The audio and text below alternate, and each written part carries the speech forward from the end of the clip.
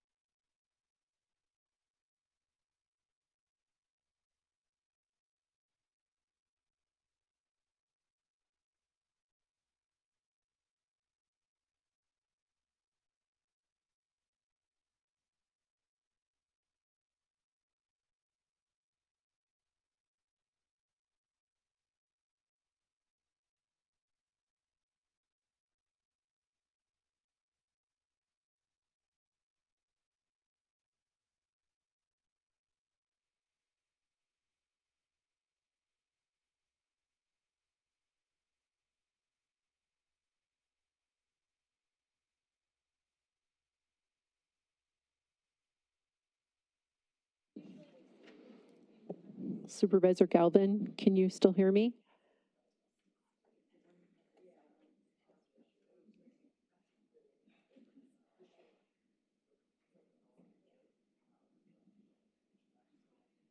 Supervisor Galvin, can you hear the audio?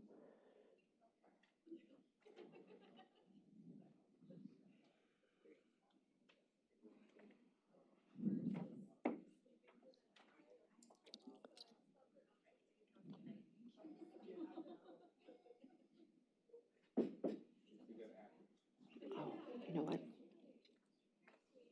Supervisor Galvin, can you hear me? Yes, I'm still here. Can you hear me? Okay, yes. I just thought we lost you there for a second. Okay, I'm here. Thank you.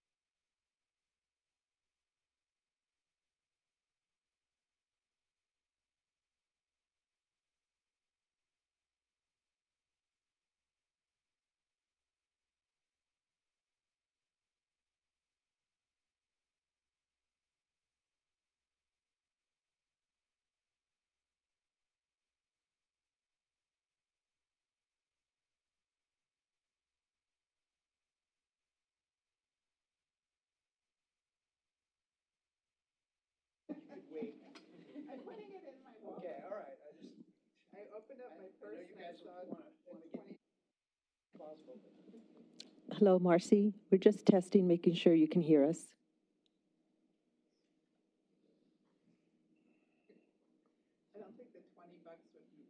Marcy?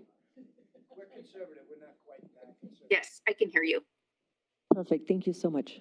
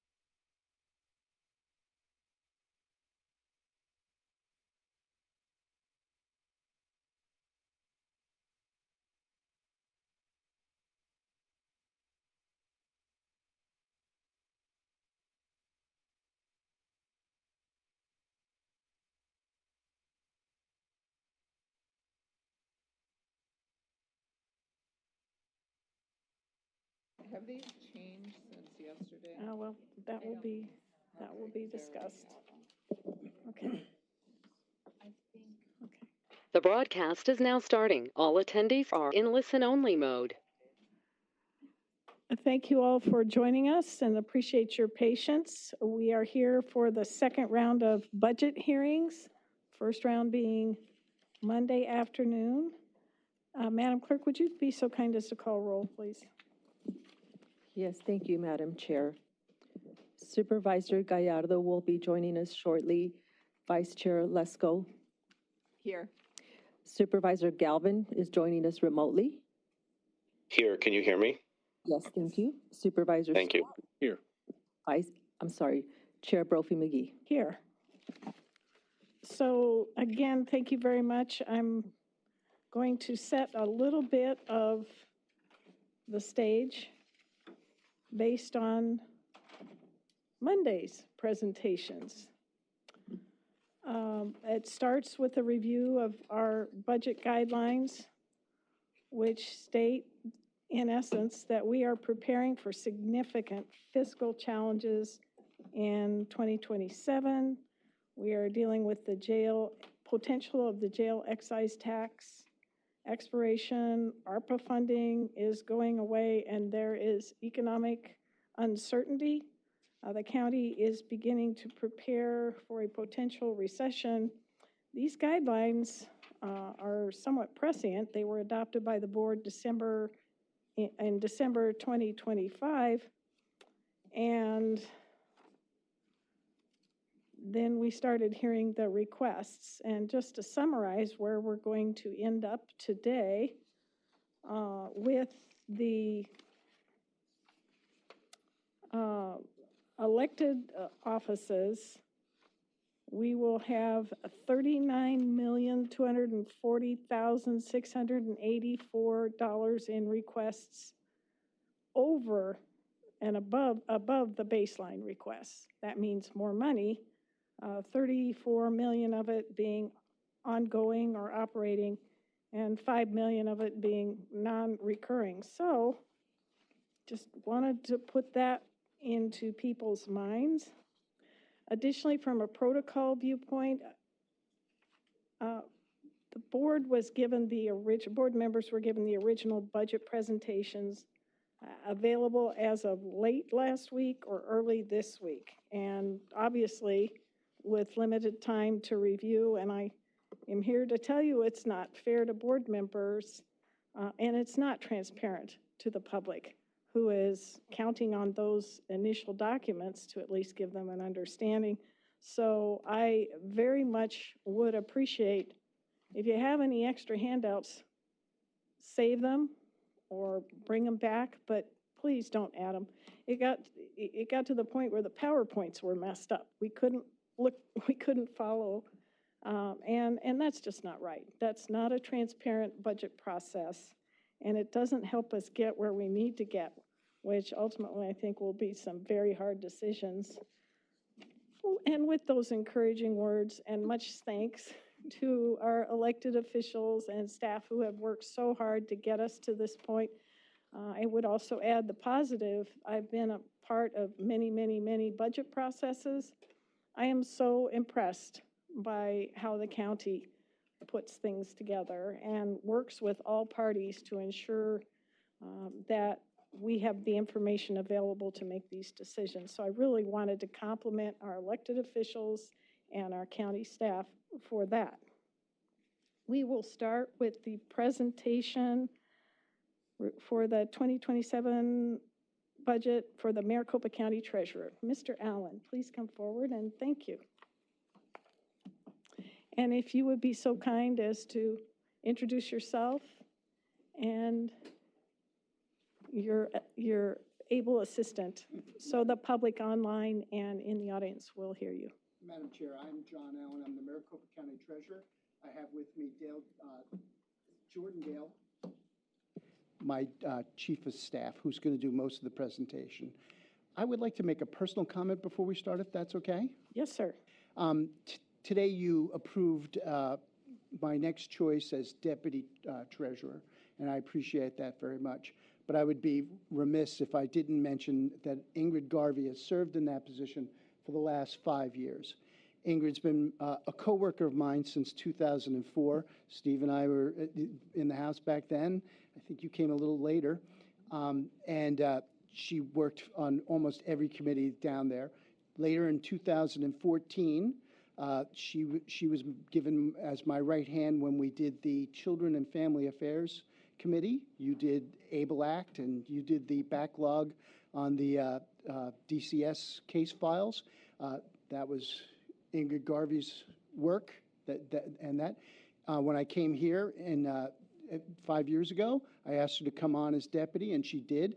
We had inherited an office that had gone fallow, and everything needed to be redone. It was like redoing one of those chateaus in France. Yeah, you just couldn't believe how bad the roof leaked and everything else. And we have done, I think, a fantastic job.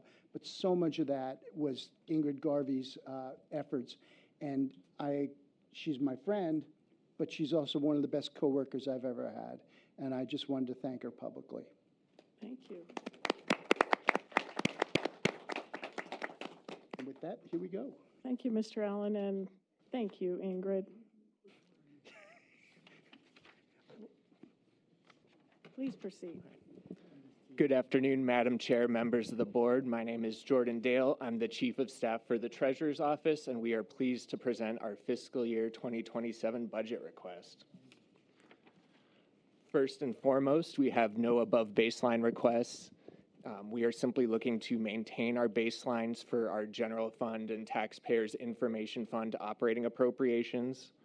We do have a slight carry forward of our Casimir implementation appropriation, which we will discuss on a later slide. And then finally, we have no carry forward of capital appropriations. All of our remaining capital expenditure authority will be spent down in fiscal year 2026.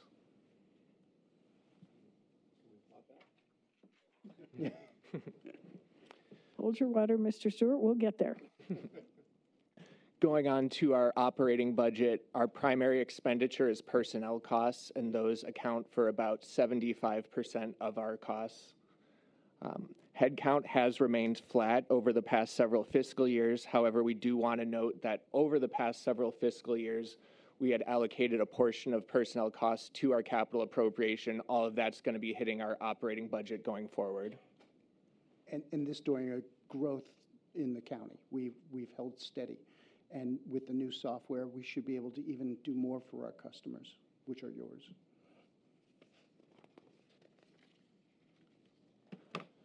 Our second largest operating expenditure is tax bill mailing. So we have some different key stats on this slide. We send out tax bills to individuals who pay property taxes directly, and then information statements to those who pay through a mortgage. For people who do opt in, they are able to receive it electronically. However, these are the numbers that we mail out. Additionally, we send out 136,000 delinquent notices every year.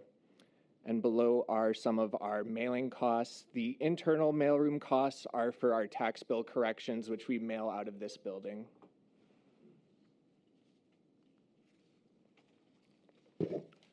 Our next largest item out of our operating budget is software support and licenses. Going back to our capital appropriations, we are happy to say that our MCTIS system launched in November of 2025, which is our primary property tax and accounting system. And I think we're 90 to 95% completely up now. We had a great 2 weeks. We've cured a lot of problems. The school districts are pretty happy with what's going on in general, as happy as school districts ever get. You know, but it's been a difficult launch, but the fact that we've completely operated the whole time and not had any major outages or anything like that, I think is a testament to how hard my people worked on it. Vice Chair Lesko. Thank you, Madam Chair. I do have a question on the software support and licenses. One of the themes that kind of went through yesterday's budget request is how much the IT licenses have increased in price, and there was requests. How much is this? Has yours increased a lot too, but you're just able to cover it with your budget? Well, Go ahead, Yeah. Jordan. Madam Chair, Vice Chair Lesko, the costs have increased somewhat, although we're still able to weather all of that within our existing baseline budget. And Madam Chair, Supervisor Lesko, Clearwater is kind of a new thing for us. That's an accounting software just for the portfolio. Our portfolio managers for the last two, before we hired Tony, who's here now, both came from finance, the county finance. John Lewis, who's the former CFO of the county, came in with me when I came in, and then we brought in Mark Hute, who was also from finance, and they ran that like it was an arm of the finance office.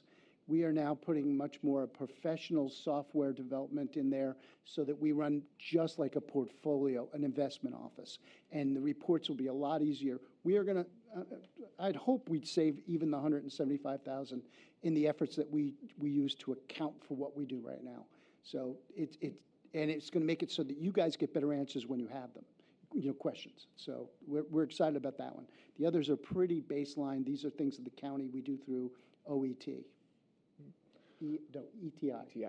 We would like to emphasize, however, Cogability, because that is AI software, which we are going to use to go through our tax bill mailing addresses and reduce some of those undeliverable addresses by having our bot research them. And quickly, twice since I've been down in that office, I've brought home all the mail that was misdelivered. So usually they just get a report. We brought it home and looked at every single one of them. Susie doesn't live here anymore. Here's an address. We went through that, and what we get is about 200,000 non-delivered pieces of mail. This technology it's AI. It's going to. We tested it, and it drew too hard on the assessor's website, almost pulled it down. So but it's already made a 93% correction rate. But that hasn't been tested against reality. So we're working on that. Another thing we also do is, just very quickly, is when I first got here, they had stopped sending bills to Canada because it's very expensive, like $6 a piece. We have a mandate that the Maricopa County bills be printed in Maricopa County, but the out-of-state country ones, there is no mandate. So I have them printed in Seattle, shipped by truck over to Canada, and we ship them for cheaper than what we get them for done here.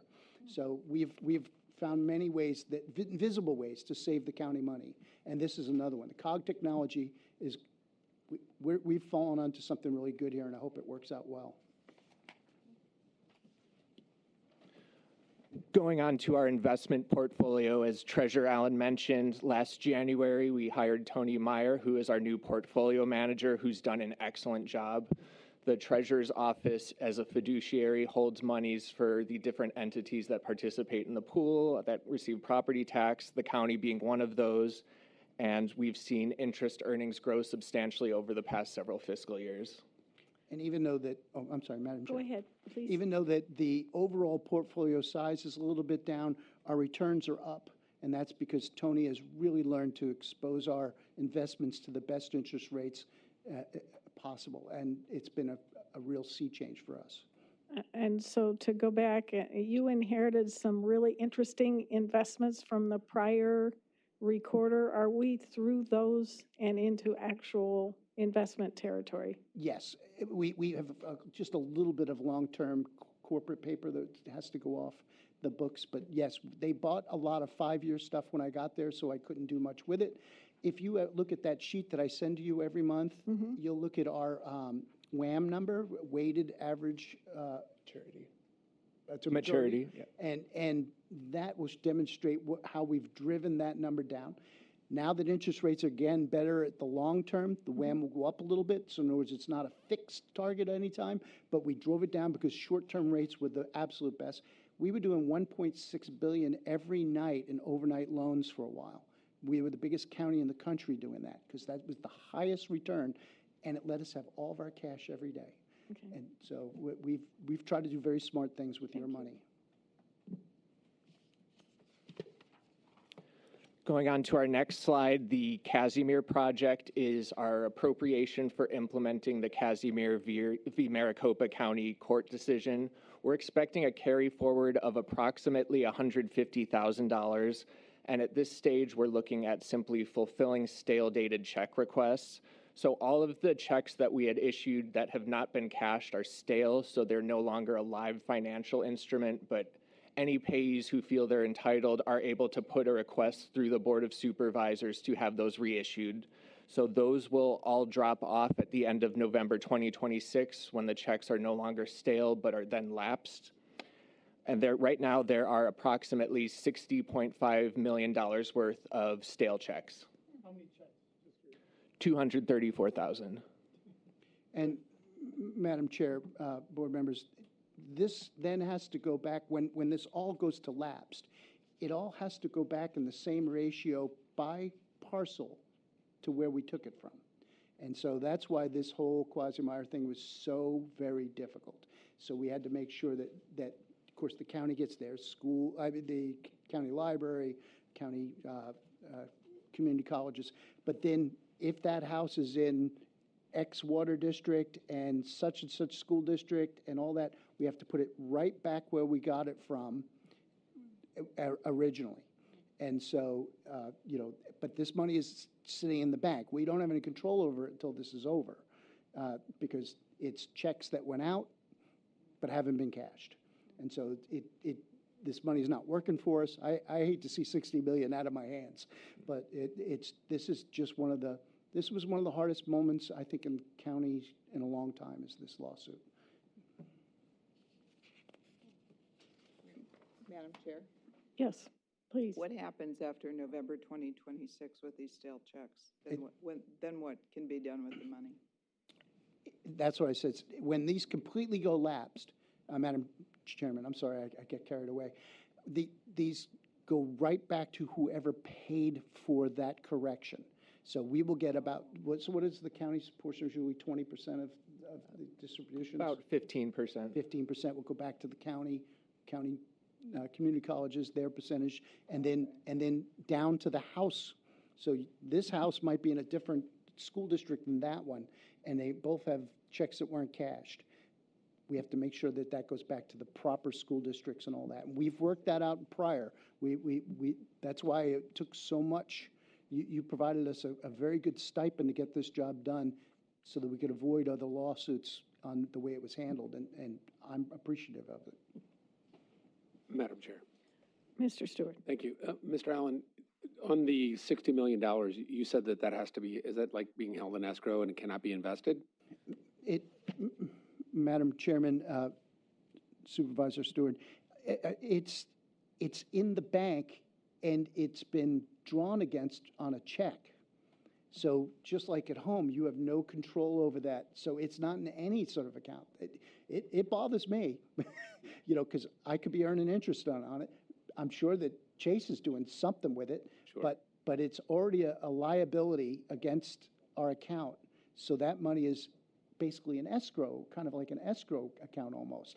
But we have no control over it. I understand. It's just normal banking. And this stuff would go unnoticed except for the size of this settlement. Sure. All right. Thank you. Thank you, Madam Chair. Thank you.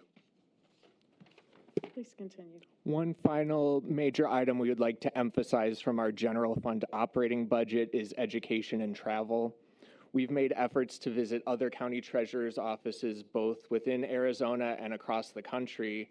We've gone to Pinal County, Mojave County, Gila County, but also Cook County, Illinois, and San Diego County, California, just to learn about the operations of different offices so we can bring that knowledge back and operate as effectively as possible.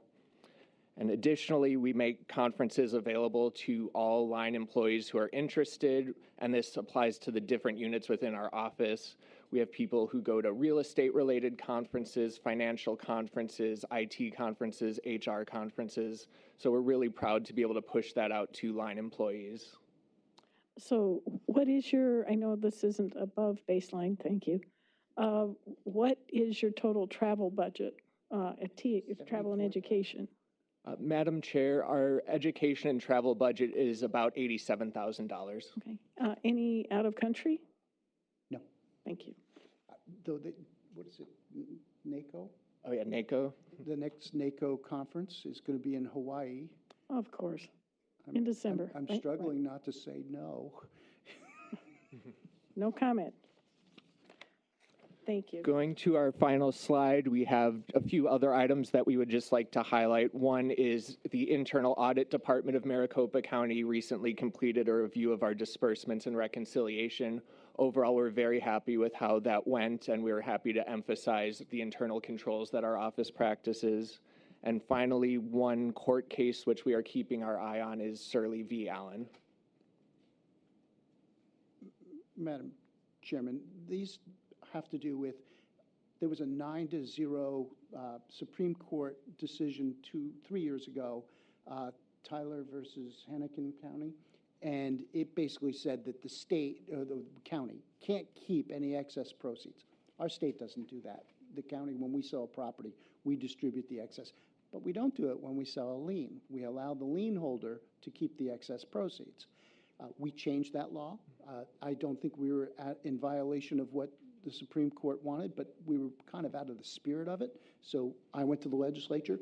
12 of the states, I think, have taken our language directly and applied it to their thing. And some cases are still trying to go, wait a minute, that was also an illegal takings. And that's one of these. I don't think we are on a fiscal risk of this because they are really going after the lien holders. But it should be on your radar because these cases, I went to Ninth Circuit on one and listened to their arguments on that. And this one has now been to the state Supreme appellate court and is going back to the tax court, and it will be brought up to you by people as you're going along. And I want to make sure you're aware of it and that we're defending our interests vigorously. And thank you. I appreciate the heads up. Would that then generate another Casimir type of settlement? Madam Chairman, I think their hopes are to make this into a class action suit. I don't think we would be the focus of it. By the way, our friend Steve Tully is our lawyer on this. So, Steve is doing an excellent job, did a great job in front of the appellate court. And so I don't think we're the real targets of this. I think it's the lien holders in which we've sold these liens. How we might become fiscally involved, I'm not sure, because I don't know every aspect of what the courts are thinking. But at this point, I don't think we are the target of this. I think it's the lien holders. Questions? Okay. Fun. Always. Madam Chair, members of the board, that concludes our prepared remarks, and we are happy to answer any questions. Very quickly, just to get me up to speed, I know I asked this question last year. How much is the total cost of the McTIS system, and how long has it been under construction? Madam Chair, it's approximately $55 million, and it began in fiscal year 2014, 2 administrations ago. Okay. So you inherited that as well? Yes, ma'am. And Oh, I thought it was your baby. well, No. we found a lot of the things that they purchased all those years ago that was supposed to fall in place when the new software came in were no longer applicable to anything. Got it. And so, and including one of our vendor pieces, which was a Microsoft accounting software that we were using, Dynamics, and we even abandoned that because it was so poor. And I've asked you this before, will the new system, which has taken a little extra time and money, will it be able to more quickly calculate a future Casimir or other property tax assessments, settlements? Madam Chairman, that is such a complicated thing. Quasimir took us almost a month to calculate because the ratios change. So you change the limited Property value. I get all these things. We use the acronym, and the ratios shift in these lawsuits in such a way where you have to almost do zip codes individually. So Yes, I'm aware. I hope that we can provide more, but I'm not sure because taxes are complicated. That's why the software was so expensive. So I would love to say that we have a sandbox area where we can make changes to the database and it won't affect other outcomes. But at this point, we don't have that. So for now, it's still going to be the longhand, formula-driven, I think we did one for you. It took us 13 hours. I think if we did every single one that came in front of you, it'd be about 250 hours a year. Yep. And that's with the learning curve from the first one.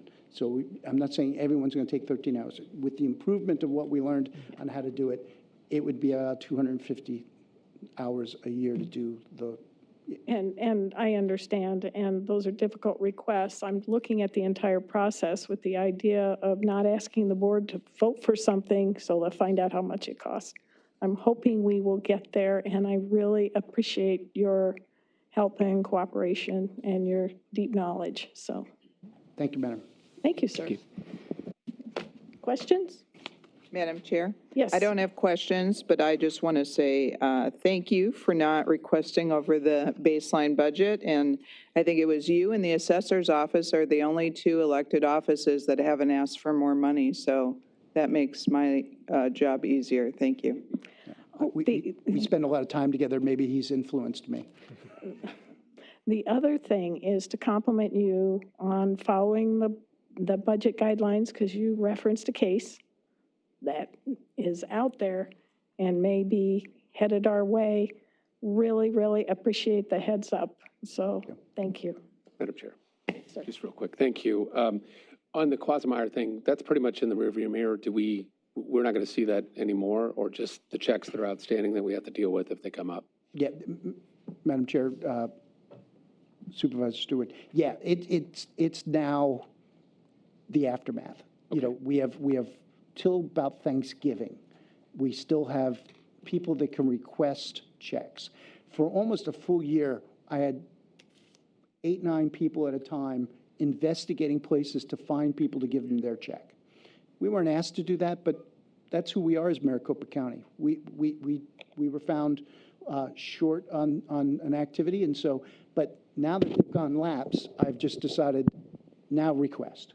And we have a very simple request system. It's not extremely fast. And you're going to see all of those because the board has to approve those checks. Okay. So you're going to see them on every agenda from now until Thanksgiving. It will slowly dissipate because we printed those checks over 3.5 months. So till the very end, they'll start to tail off. But it's the gift that just keeps giving.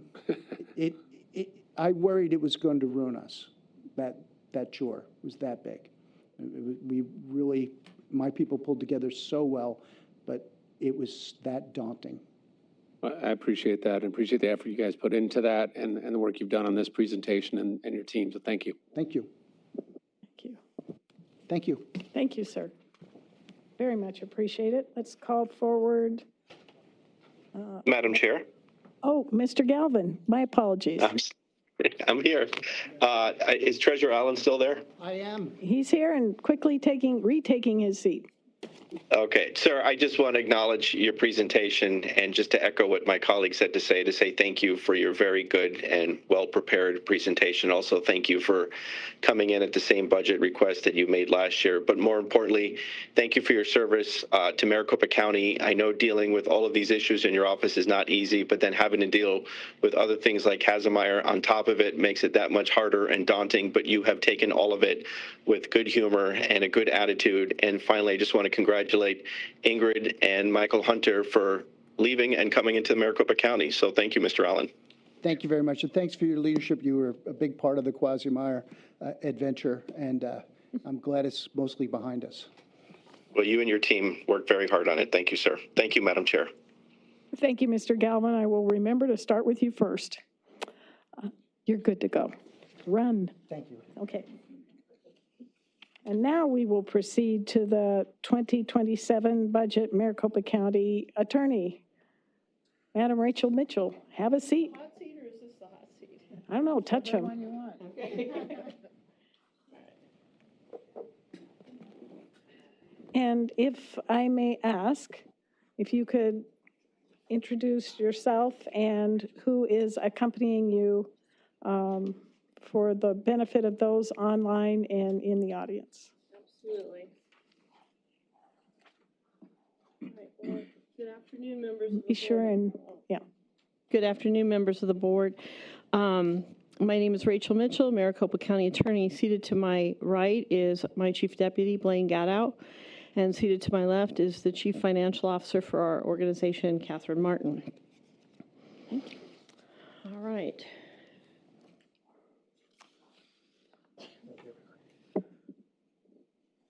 Okay. I want to do a quick recap of the fiscal year that we're in right now. Last year when we had this budget process, we definitely stuck to the rules, focused only on needs and not wants. And we had a very limited request last year. We asked for just $1 million over the baseline. We gratefully received your authorization for 11 positions.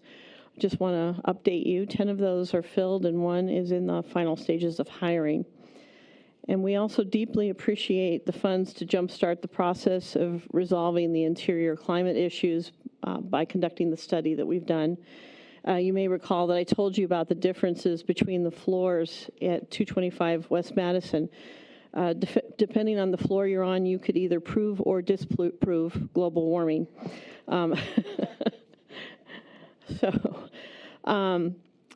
As we assembled our budget request for this year, we remained mindful of the direction that Chair Brophy-McGee set for the county, which is a relentless focus on quality of life that you spoke of at the passing of the gavel. And I believe it's impossible to separate quality of life from public safety. It's hard to even think about quality of life when you don't feel safe in your own home. And in this last campaign, I did campaign on 3 principles: that you should be safe at home, safe in your neighborhood, and your kids should be safe at school. So my goal is aligned with yours and the board's, and I intend to meet that quality of life standard from our office. So for the coming fiscal year, we once again are asking for needs and not wants, not wishes, or gee, it would sure be nice kinds of requests, but it is a big number. Absolutely nothing you will hear today is something that we wish we had. Everything I talk about is a serious need because of changing times, and these items are necessary to deliver quality of life and justice, and to do so without falling as desperately behind as we were when I took over the office in April of 2022. The common thread that connects everything I will be discussing with you today is this: everything we're asking for is based on the law and serves a mandate. So prosecution is changing fast. The pace of that change is growing faster. So let me give you an insider's look at what we are dealing with. You can see there are 3 headlines on the screen.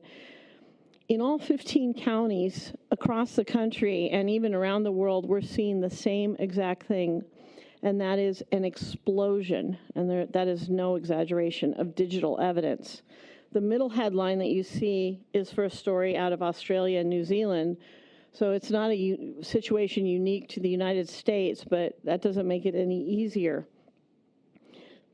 As you know, I am a career prosecutor, so I can speak personally to the changes that I've seen as a prosecutor.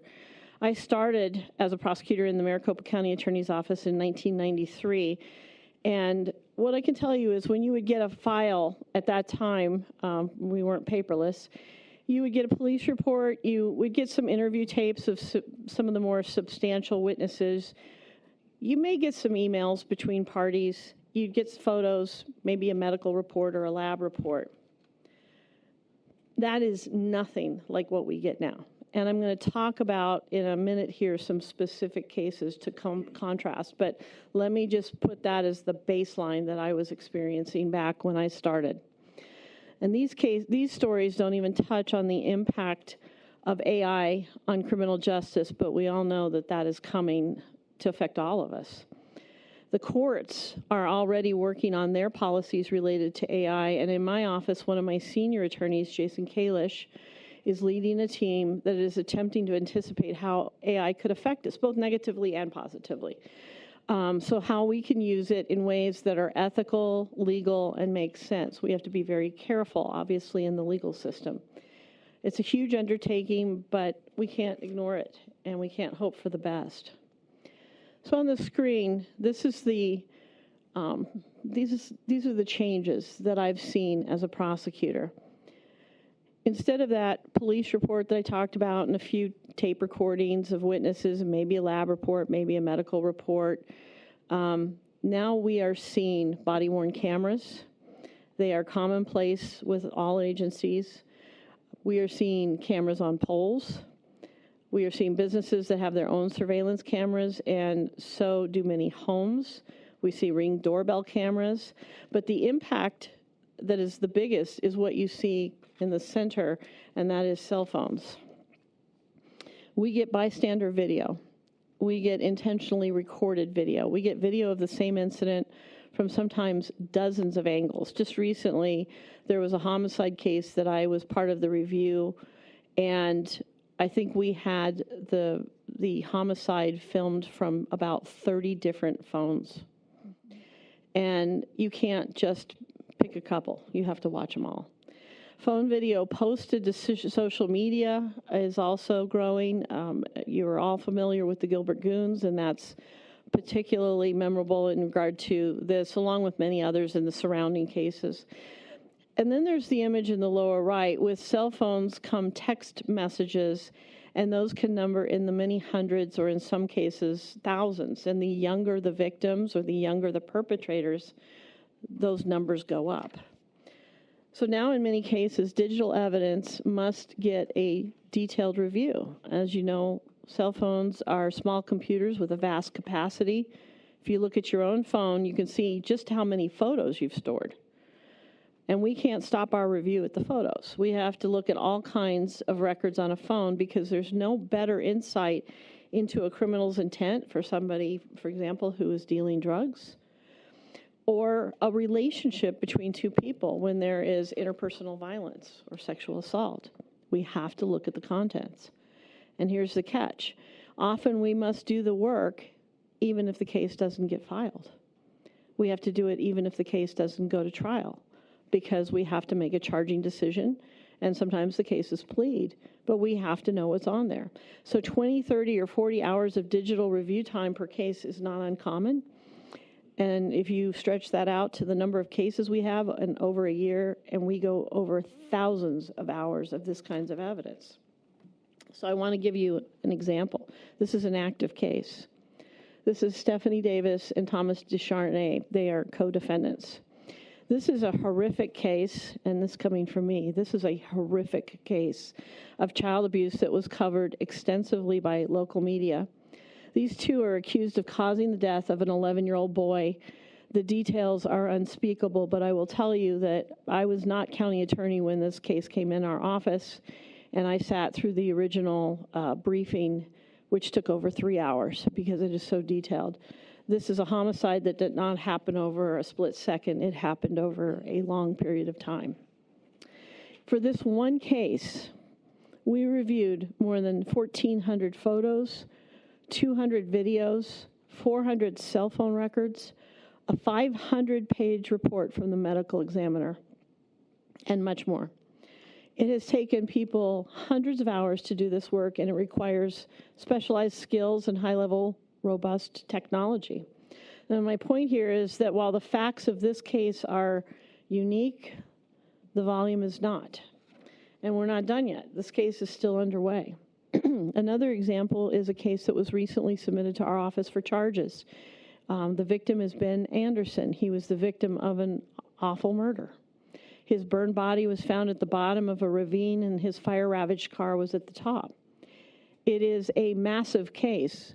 We are in the process of reviewing 1,900 digital media files, which includes hundreds of video clips, many hundreds of photos and audio files, a 5,000-page police report, and a myriad of other pieces of evidence, and this case is ongoing.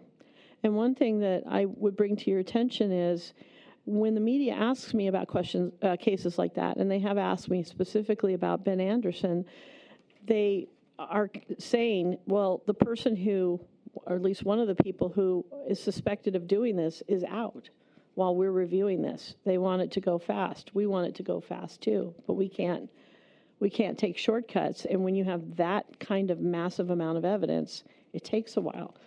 So they say, are you concerned that that person is still out there? Well, of course I'm concerned. May I interrupt you? Vice Chair Lesko has a question. Thank you, Madam Chair, and thank you, Madam County Attorney. I was just curious, is there AI software available that would help your department sift through all of this evidence? And if so, are you currently using any? Yeah, Madam Chair and Supervisor Lesko. I'm sorry, I've been at the legislature. I had to shift my terms there. Supervisor Lesko. We are looking into that with our AI committee. We have to be very careful because there are some ethical concerns with AI.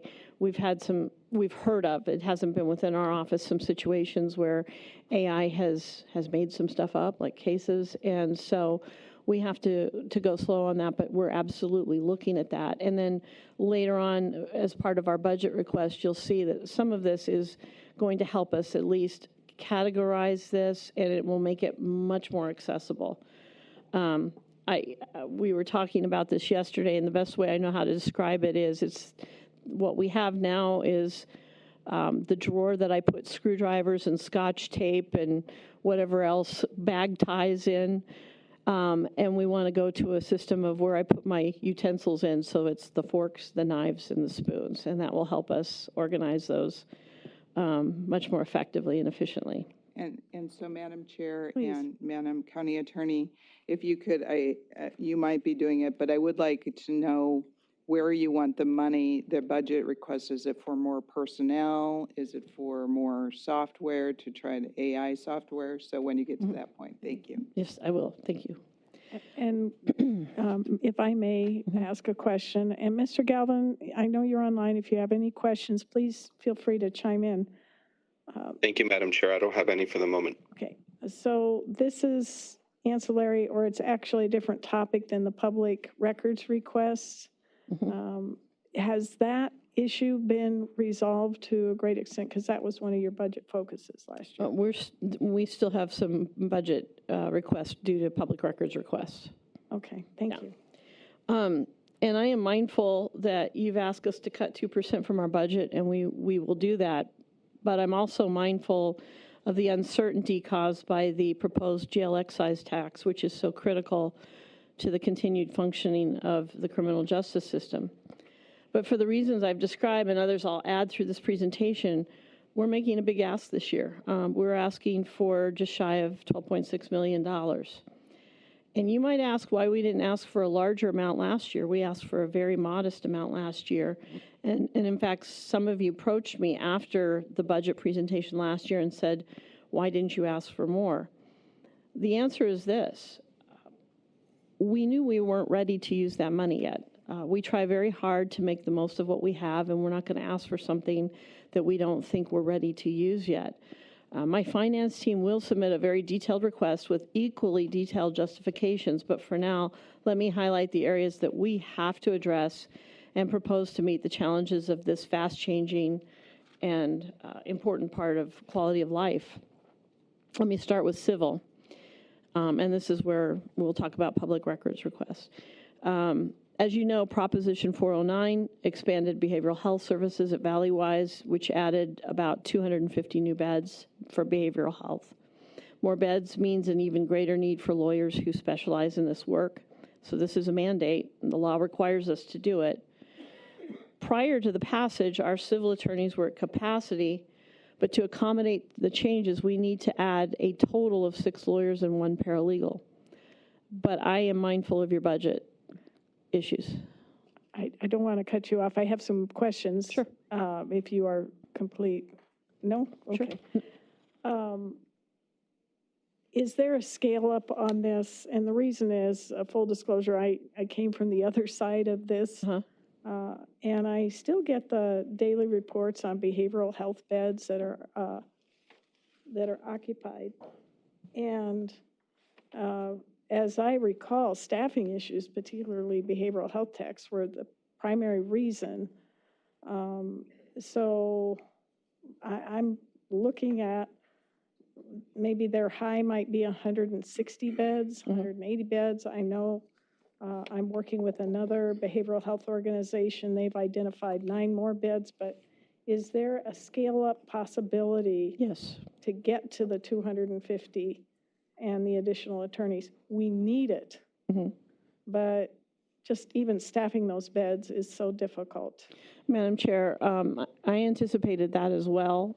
So for fiscal year 2027, I'm only proposing that we add 3 attorneys, that we add the additional staff in fiscal year of 28 to accommodate or account for the fact that this will be a scale up, as you say. Thank you. As to the public records requests, like many other agencies, we face the burden of dealing with thousands of requests for public records. In our case, victims have a right to these reports, and in fact, just this last session, the legislature expanded victims' access to reports. But as you know, many, many other people make requests, including people who are really just interested in the cases. They are not media, they're not a party to the case, but they request records because they can. 40% of the requests we receive are very large and can take literally months to process. Keep in mind, we have to redact out sensitive victim information. And with digital evidence, that redaction process can be more complicated. We're also negatively affected by a loophole in the law, which allows law enforcement agencies, meaning police, not prosecutors, to charge for digital records where we cannot. And that has shifted some of the requests to us. So to deal with the relentless growth of these requests, we're asking for 1 attorney in fiscal year 27, as well as 1 paralegal and 4 redaction specialists who can read, review, and digitally obscure information we can't release. So that's the civil ask. Now, switching to the criminal side. To refresh your memories, there are 7 divisions on the criminal side of the office. There's the trial division, which handles a range of case types and is geographically based throughout Maricopa County. There's Special Prosecution 1, which includes homicide, capital litigation, vehicular crimes, and gangs. Special Prosecution 2 includes 2 bureaus of sex crimes, 2 bureaus of family violence, white-collar crimes, and drug trafficking bureaus. Prosecution Support, which oversees the wide range of personnel, paralegals, legal support specialists, redaction specialists, and others, as well as the complex software systems we need to handle the enormous cases. Victim Services, the people who help victims and survivors navigate the criminal justice system. The Juvenile and Misdemeanors Division, which is self-explanatory, and investigations. And my investigators track down witnesses, conduct victim, witness, and suspect interviews, and they also are doing forensic cell phone work that I've spoken about, and I'm going to speak a little bit more about as to why we're taking on some of that responsibility. But here's the bottom line. At any given moment in my office, on the criminal side, we have about 16,700 active cases. That includes pre-conviction felony cases, in other words, cases that are not have not gone to trial or have not pled, misdemeanors, and juvenile. And while we have about 350 lawyers on the criminal side, they're not interchangeable. We have categories, as you know, from prosecutor 1 to prosecutor 5, but we don't advance them as you do in a seniority-based system. So you don't go from 1 to 2 simply because you've been there a while. They have to have specific skill sets, interests, and experience. So I can't just take a prosecutor 2 and expect them to quickly learn all it takes to be a prosecutor 4. On average, we spend more than 8 years training a beginning lawyer to the level of a prosecutor 4. And I also have to take into account the well-being of my attorneys. I have lawyers who love doing capital cases, but they could not bring themselves to do child abuse cases. And the reverse is true as well. The other complication is this: we can only hire who is available. Other agencies in other states do what they have to do to keep high-level attorneys, so there's never many on the market, although we have reached out and gotten some. An important note is that this doesn't mean we don't need lawyers. We do, and desperately. Even the presiding criminal judge has pointed out multiple times that she does not believe that my office is adequately staffed for the number of capital cases we're handling, and we've reduced that number drastically over the years, but we can't not do them. And I just want to point out the most recent capital conviction that we got out of my office, and it was an individual named Cleophas Cooksey. Mr. Cooksey murdered 8 people. He is a true serial killer, and we were able to get the death penalty on 6 of those murders. So how do we satisfy these demands? Well, we've learned that if we can get a beginning lawyer past their first 3 years as a prosecutor, they're going to stay. We can keep them and train them to be employees we need. So that's why, since I took over in 2022, I've put so much effort into recruiting and retention, and it is working.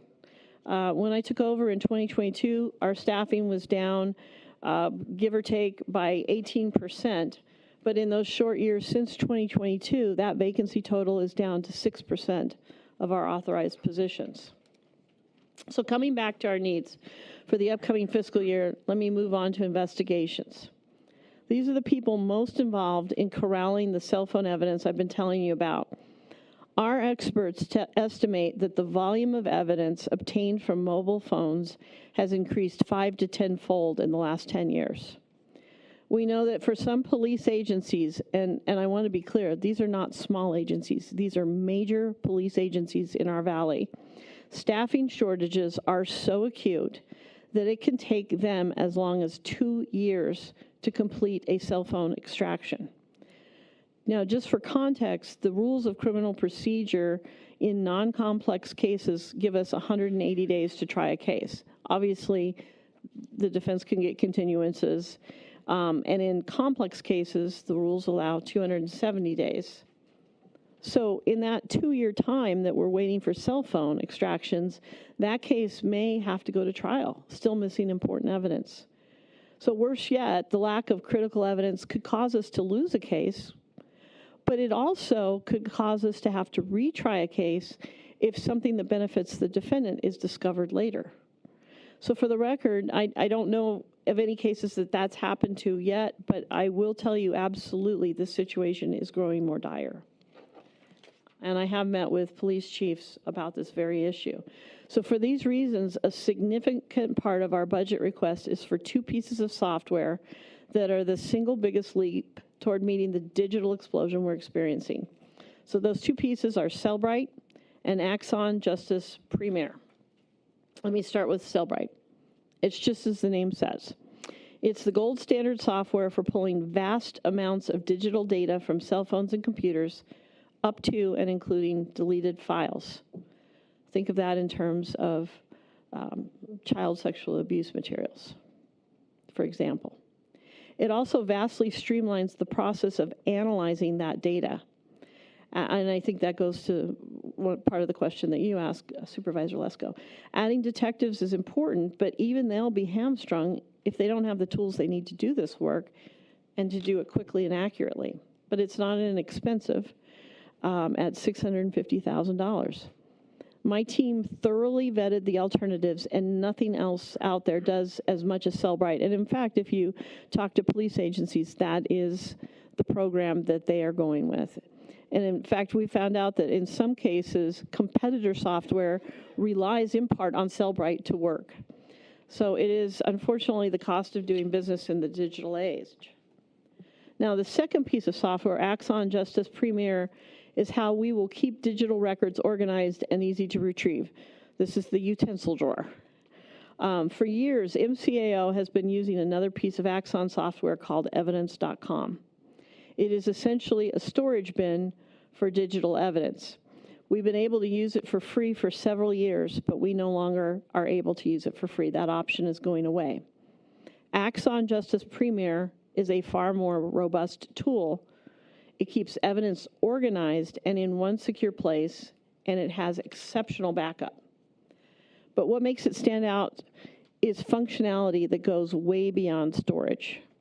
For example, it has onboard tools that automatically, and this goes back to your question as well, Supervisor Lesko, that automatically transcribe video and audio, redacts sensitive information, and translates languages. A real person still has to review it and confirm it, but the overall task time is dramatically reduced. We've been using it for a year, paid for it with RICO funds. So we are requesting $850,000 to pay for the ongoing maintenance in fiscal year 27. So you might ask, what could we do without it, or could we cobble something together using existing, less secure storage and tracking?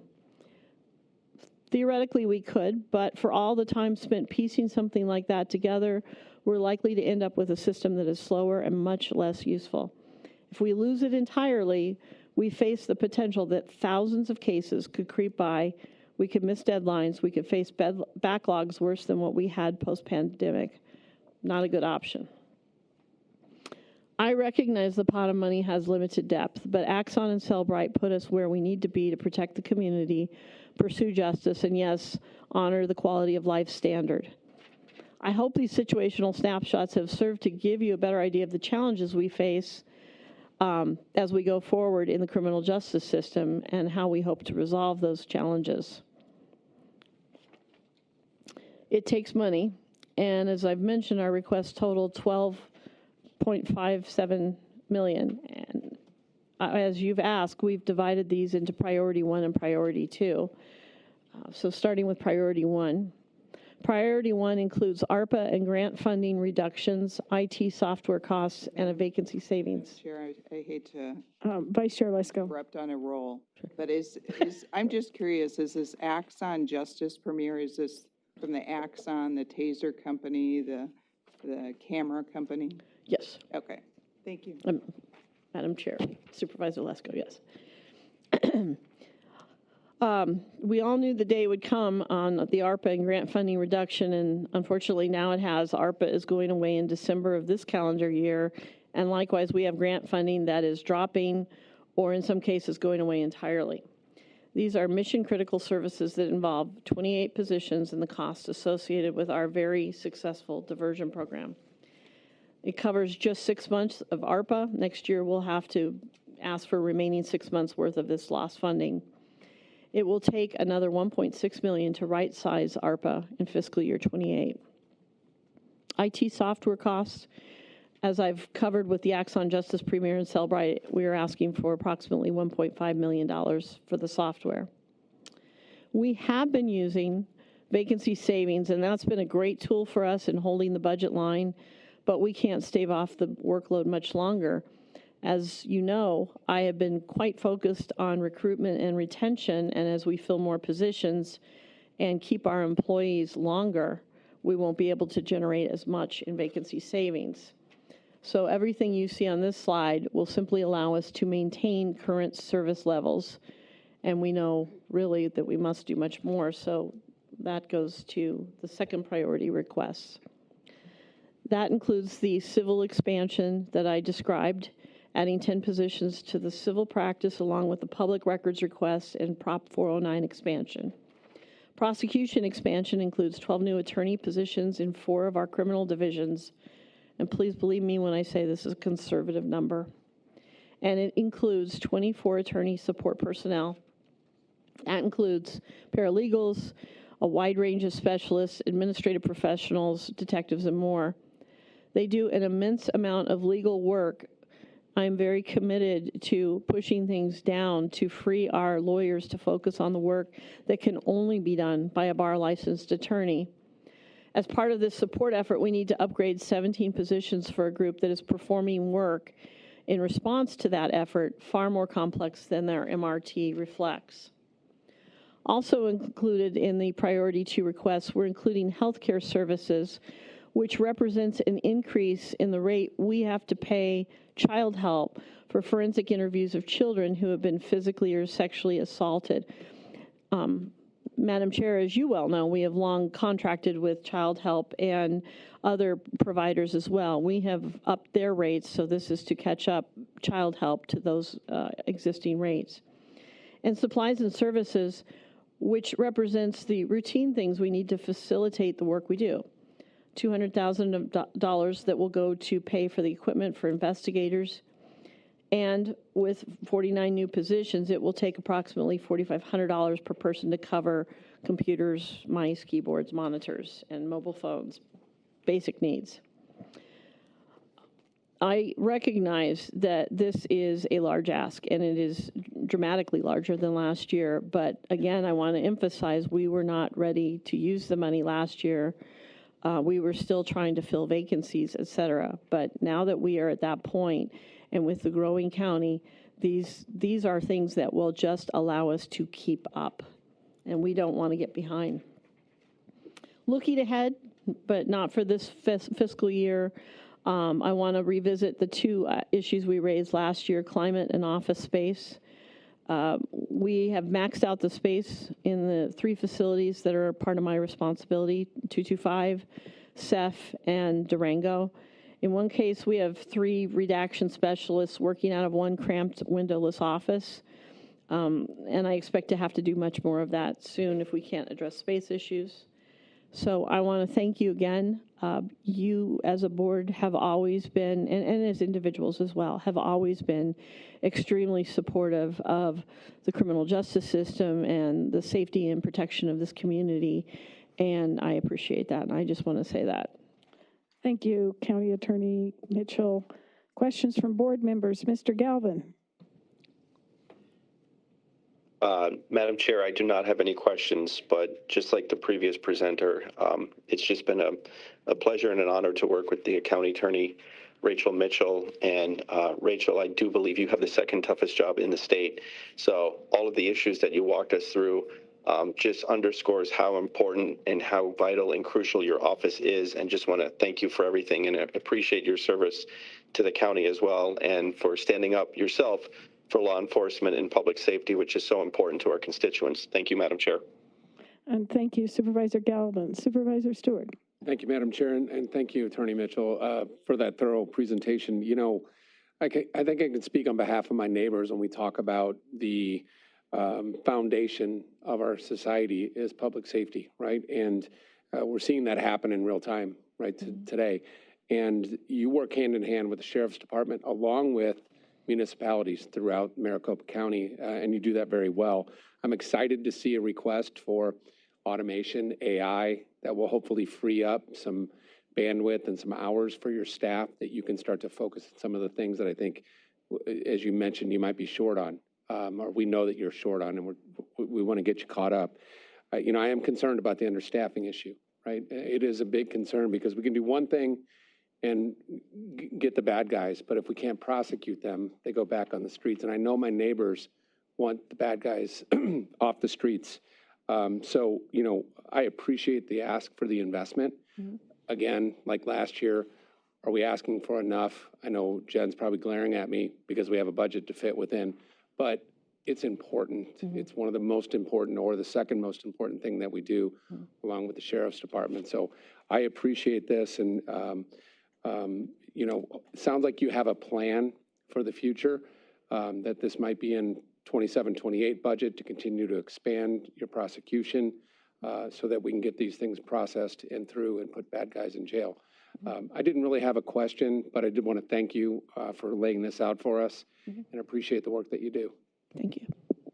Thank you. Supervisor Gallardo? Thank you, Madam Chair. No, Attorney Mitchell, thank you so much for the presentation. Great work by you and your staff. We all appreciate it. Public safety is top priority for this board and always has been. But just a great presentation. I get it. I understand. Never really kind of forgot about Prop 409, and it does impact your office. I forget about stuff like that. But this is a good presentation. Thank you so much. Thank you. Thank you. Vice Chair Lesko. I reiterate what the other board members said. Thank you to you and your office for the work that they do on behalf of Maricopa County residents.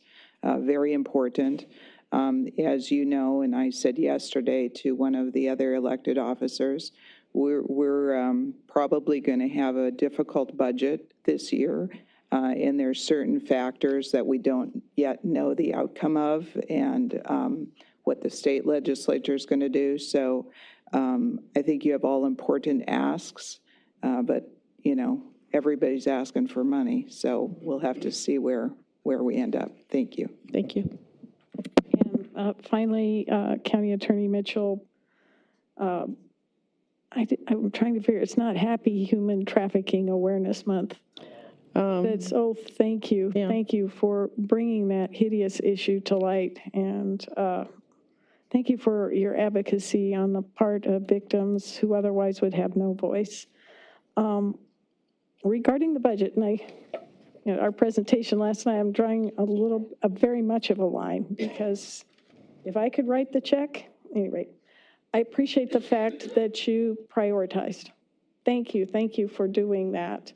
I would ask, and again, thank you so much for your cooperation with our budget folks to do a deeper dive on the IT software costs, and very quickly, did you work with consultants, experts, county IT folks on this program? Because I think this is your baby, right? The Celebrate and Axon. I mean, we worked with different people within the county as well as people within those organizations. Okay. To make sure that those were the correct fit for our. And the basis for my question is the amazing and horrific programs that were launched at the state level that cost tens of millions and never came to fruition because there was no coordination. It was, as I recall, Bob Worsley's last unfinished project. But so that's what I would like to see, that type of cooperation and working together. Vacancy savings adjustments have come up several times this cycle, and I really would like to take a deep look at that. The fact that you open your books, the fact that you make yourself available and your staff available to have those tough conversations, I would deeply appreciate. Keeping track of the little attorneys you're bringing on board, how do you, I just needed to know how you tracked their performance. You know, is it the fact that they stayed? Is it the fact that their caseloads grew, or the outcomes were different? How can you keep track? Because you said once you have them here 3 years, they stay. Mm-hmm. So what's your approach to making sure they stay and that they produce and are held accountable in that respect? Well, Madam Chair, it's a myriad of efforts. We have put together a much more robust onboarding and training program. We also have loan forgiveness, which cannot be understated. A lot of people come to my office that have well into the six figures because the attorneys have been in school for 7 years. We also, have ongoing training, we have ongoing training, and we have a wellness trainer, because it's important to me that they stay healthy. You know, you're no good to anyone if you're not healthy yourself. And we also have a robust internship program, because what we have found is that if you intern in the office and then you come back, you're more likely to stay. Okay. I guess because you know what you're getting into. Exactly. And that's very helpful. I sit here and really, after my unwilling exit from from the legislature in 2021, I thought I was done with politics forever. And It didn't work out too good. no, it didn't. But what the campaign that fired me up and said, I gotta help, I gotta give everything I can give, was your campaign for county attorney. After we had our conversation, which will forever be a smile. I remember it well. Yes, and you remind me of it all the time. But you, Maricopa County and Arizona is so blessed. Thank you. So we will do our very best, fingers crossed, and thank you for working with us, because there are going to be some really difficult decisions. Thank you all, and I would be extremely remiss if I did not point out that I could not do any of this without incredible staff, not just the two individuals sitting next to me, but all of the people that worked on this. So many kudos to them, and again, kudos to this board for always being very supportive of public safety. Thank you. Thank you, Madam County Attorney. Okay. Next up, the presentation regarding the fiscal year 2027 budget for the Maricopa County Recorder's Office. Justin Heap, Recorder, Jeff Mason, Chief Deputy Recorder, Sam Stone, Chief of Staff, and Richard Green, Director of Budget and Administrative Services. Welcome.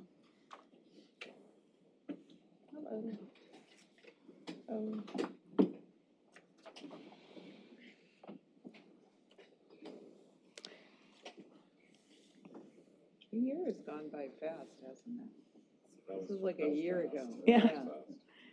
And Mr. Recorder, would you be so kind to introduce your company, your companions accompanying you for the benefit of the audience and those online? Of course, to my right is my Chief of Staff, Sam Stone. To my left is... You need to turn your microphone. Sorry. Thank you.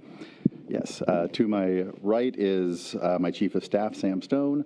To my left is Jeff Mason. He is my Chief Deputy. And at the end is Richard Green. He is my Budget Director.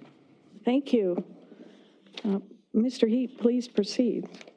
Thank you. Well, I appreciate the opportunity to present you the board. It's very nice to see you all again in person. So I'm going to go, if we can get our slide deck. There we go. Okay. Okay, we are going to start this presentation. I understand the budget constraints that the board is under, and so we are in the fortunate position as the Recorder's Office. I believe we're the only county office that generates funds for the county. So we are funded almost entirely from the revenue we generate from recordation, and we will be returning additional funds to the board. I did want to first address the surcharge fund. So in law, $4 of every recorded document in the county goes into a special surcharge fund, which can be used specifically as to be used for recordation and IT materials. So that is how we funded it. And if we go, we have a slide there that shows the money that's currently generated in that fund and the amount we're actually requesting in our budget. So the amount of revenue coming in is actually increasing. That fund generates, currently is projected to generate $2.9 million for the county.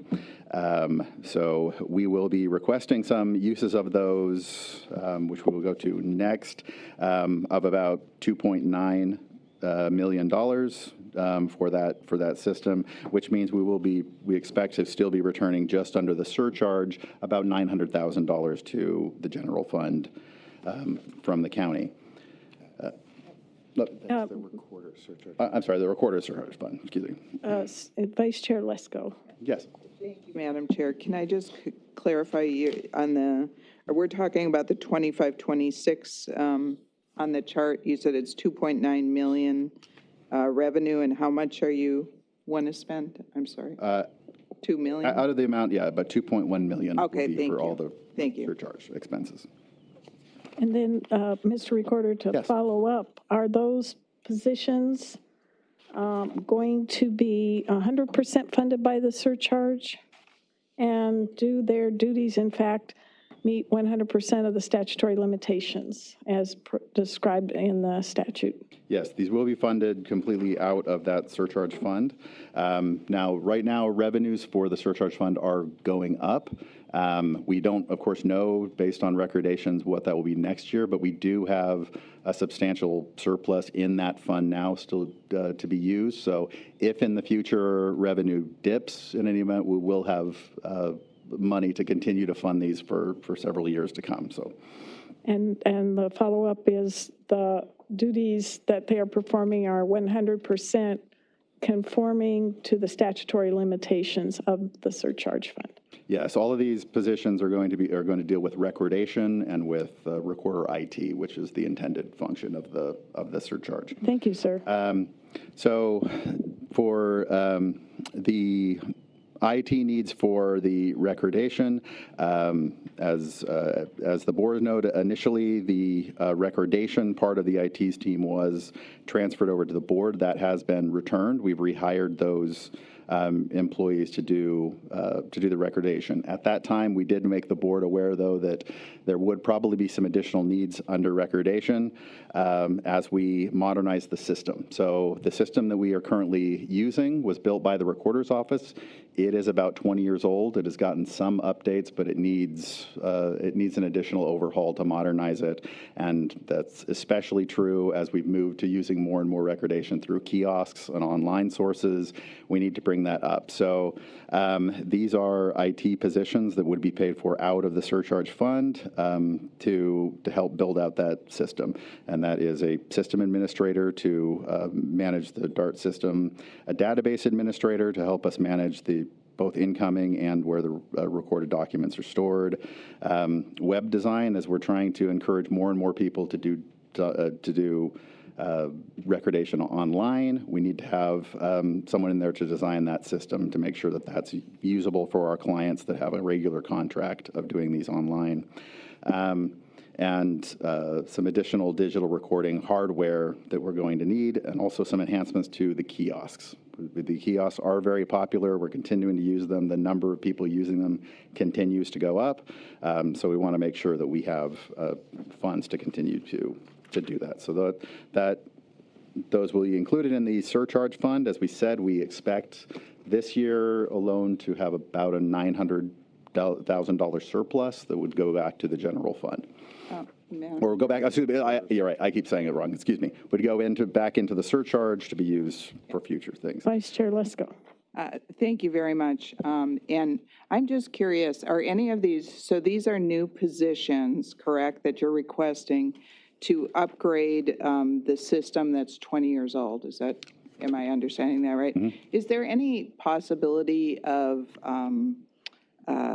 instead of hiring full-time people, is it cheaper to outsource it, or is that any possibility that you looked into it at all? Yeah, but I'm going to let Sam answer that because I know he's been working on that specific issue. Thank you. Pardon me, Madam Chairwoman, members of the board. No, these are actually the people who are most essential for the ongoing maintenance of the current system is called RDIS, ARTIS. It is being replaced with a system we're calling DART.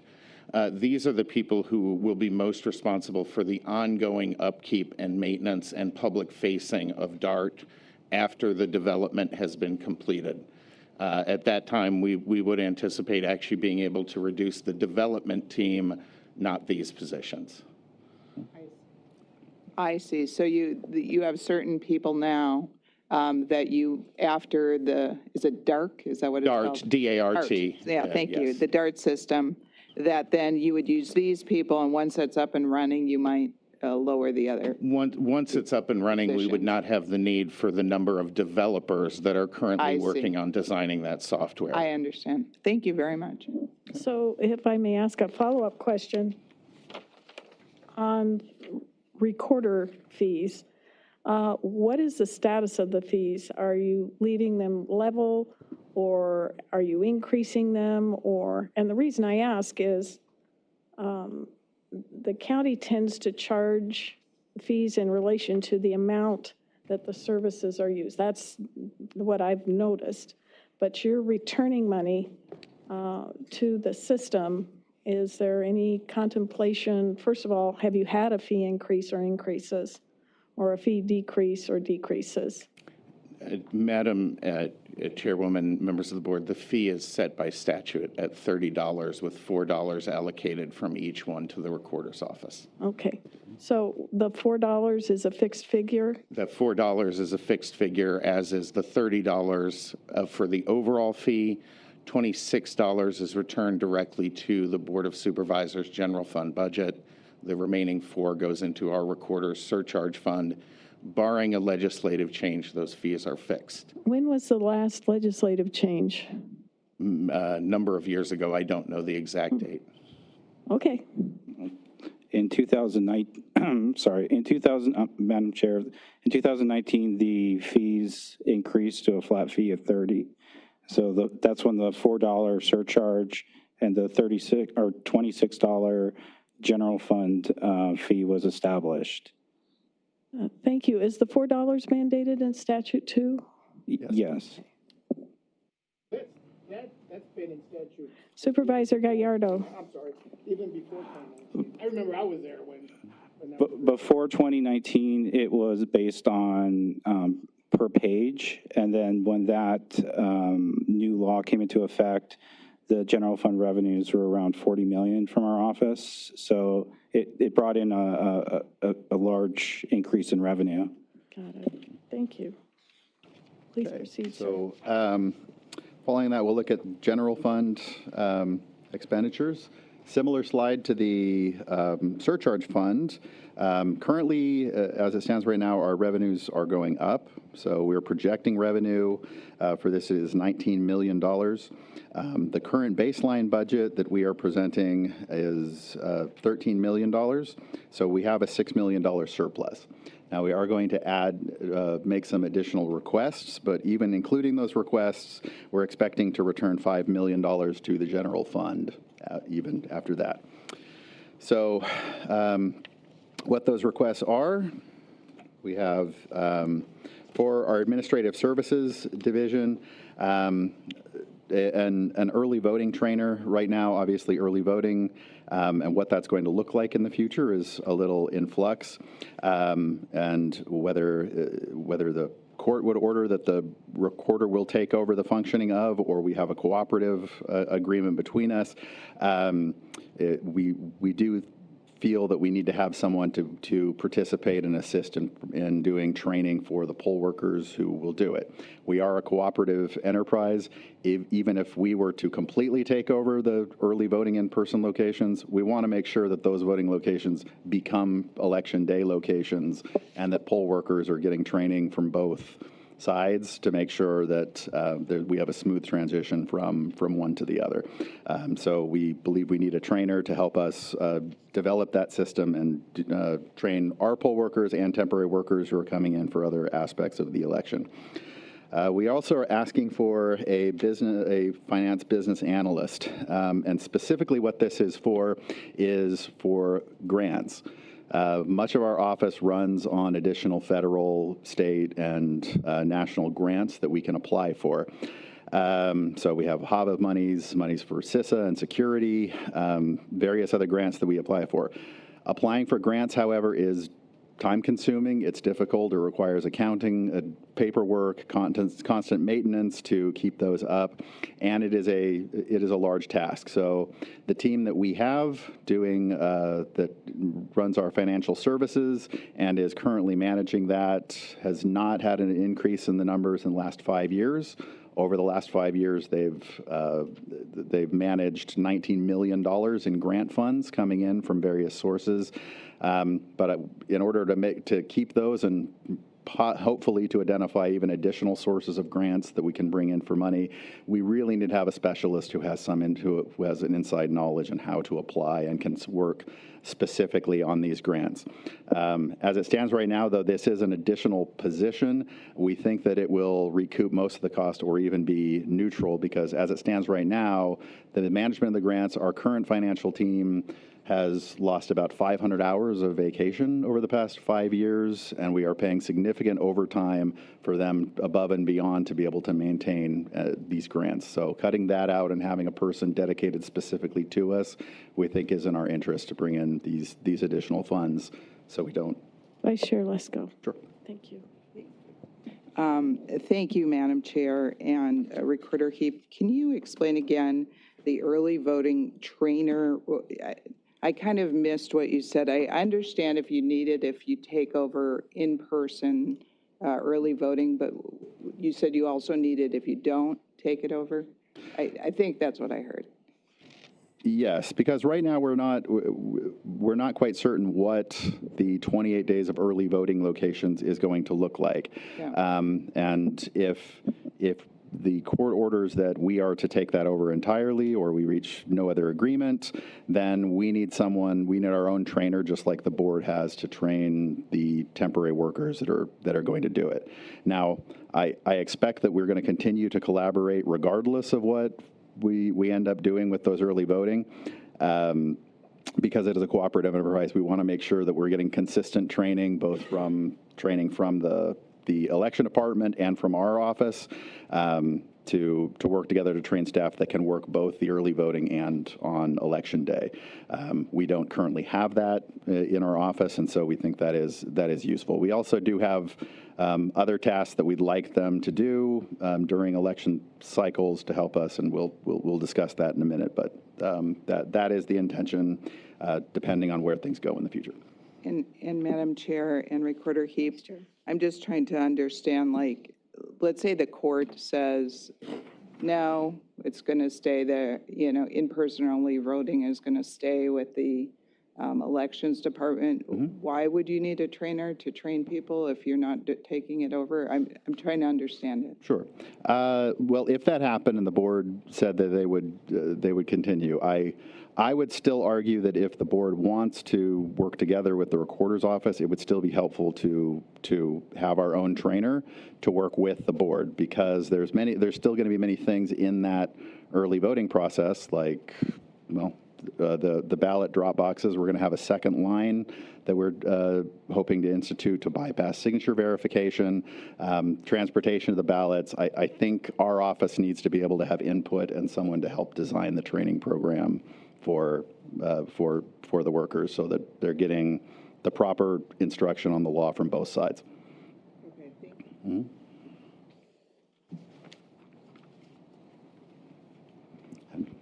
And Madam Chair, I apologize. I've realized I've lost my proper legislative. I should address questions through you. I apologize. No worries. I'll do that in the future.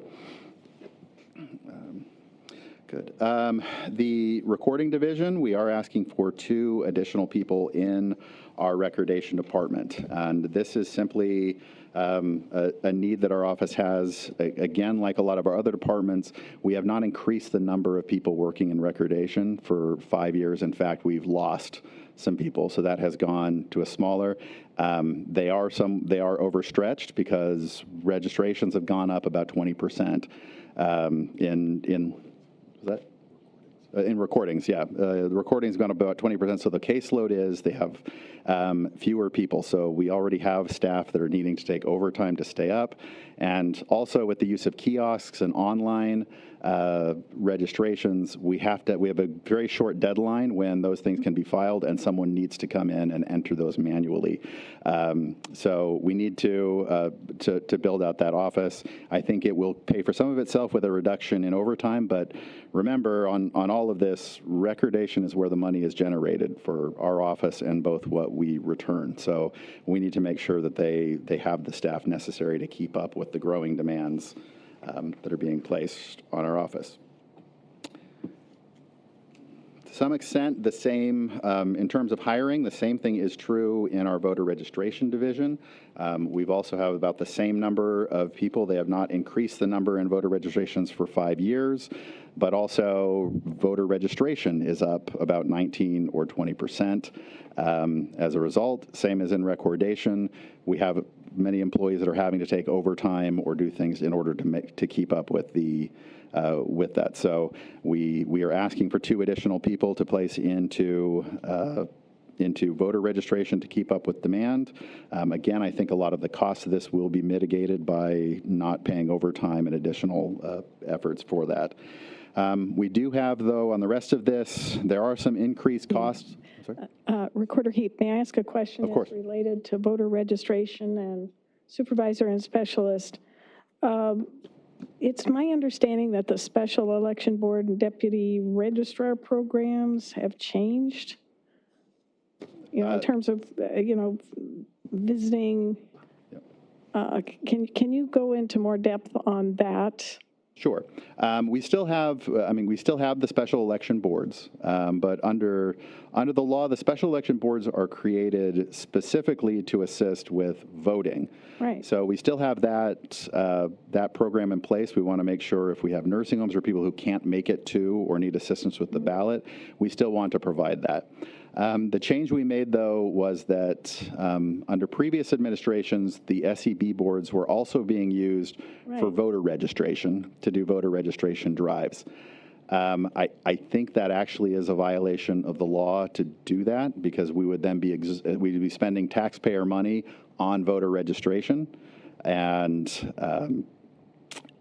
which I think is something that violates the statute. So while we still have that program, we moved the voter registration portion from our SEB office, which is part of early voting, over to our deputy registrar program, which is under constituent services.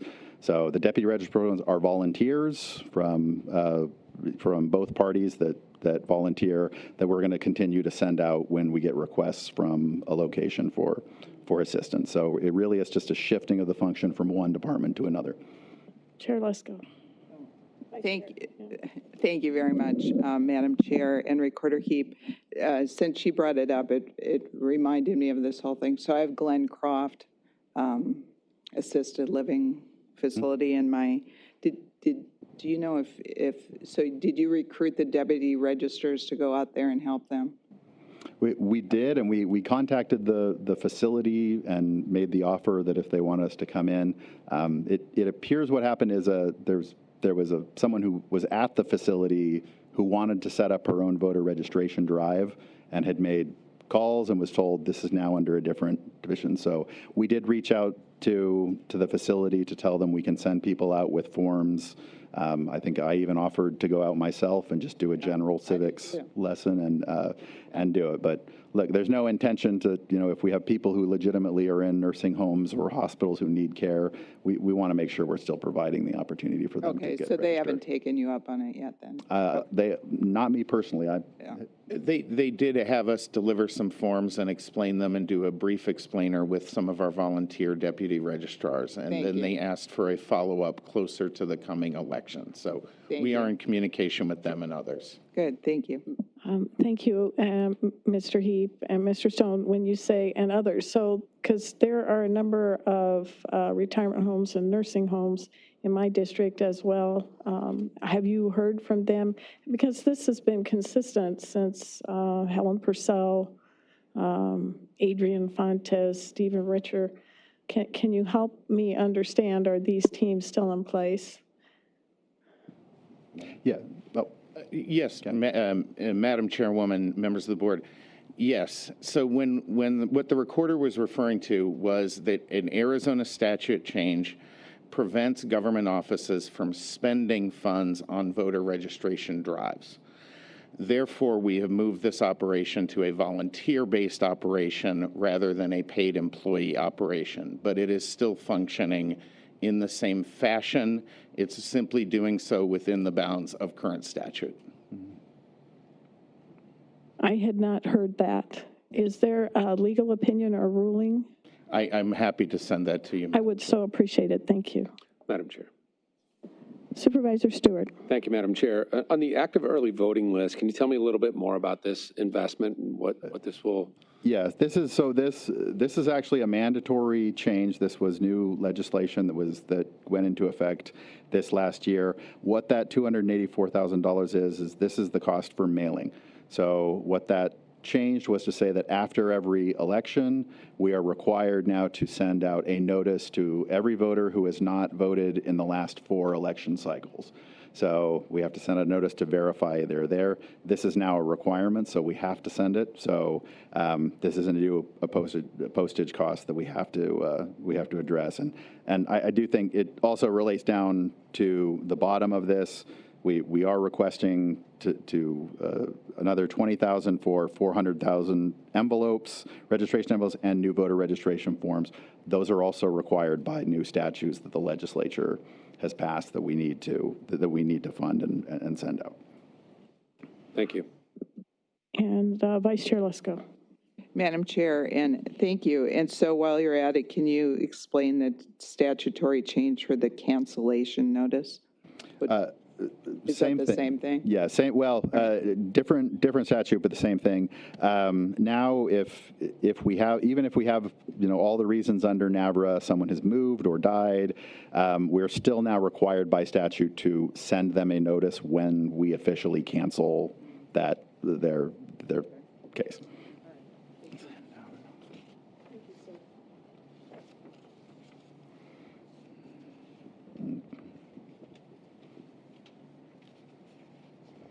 Okay. We do have one need in our constituent services division, and the requirement for this is we have a veteran worker in our office who has been with our office for 35 years in this position. She will be retiring by the end of this year, and so we are requesting the funds now in advance of this election so that we can hire a newer person at a lower salary that's going to come in and work under her and assist her in this next election. She is close to retirement. It is a massive job for a general election coming. We think she could use the help, so we're requesting those funds now so we can have someone there to make sure she can continue to do that role, and we have somebody trained that can just step in when she does retire by the end of the year. Madam Chair. Mr. Stewart. Thank you. So when your person retires, that FTE will fall off your budget? Correct. Okay. Thank you, Madam Chair, Supervisor Stewart, correct.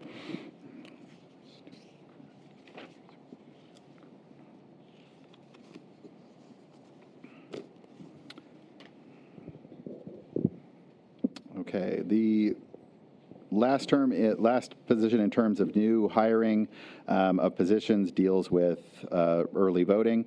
So as the board is aware, we have revamped the way that we do signature verification, which has greatly increased our productivity and allowed us to get it done much faster in a transparent way so both Republicans and Democrats can feel confident.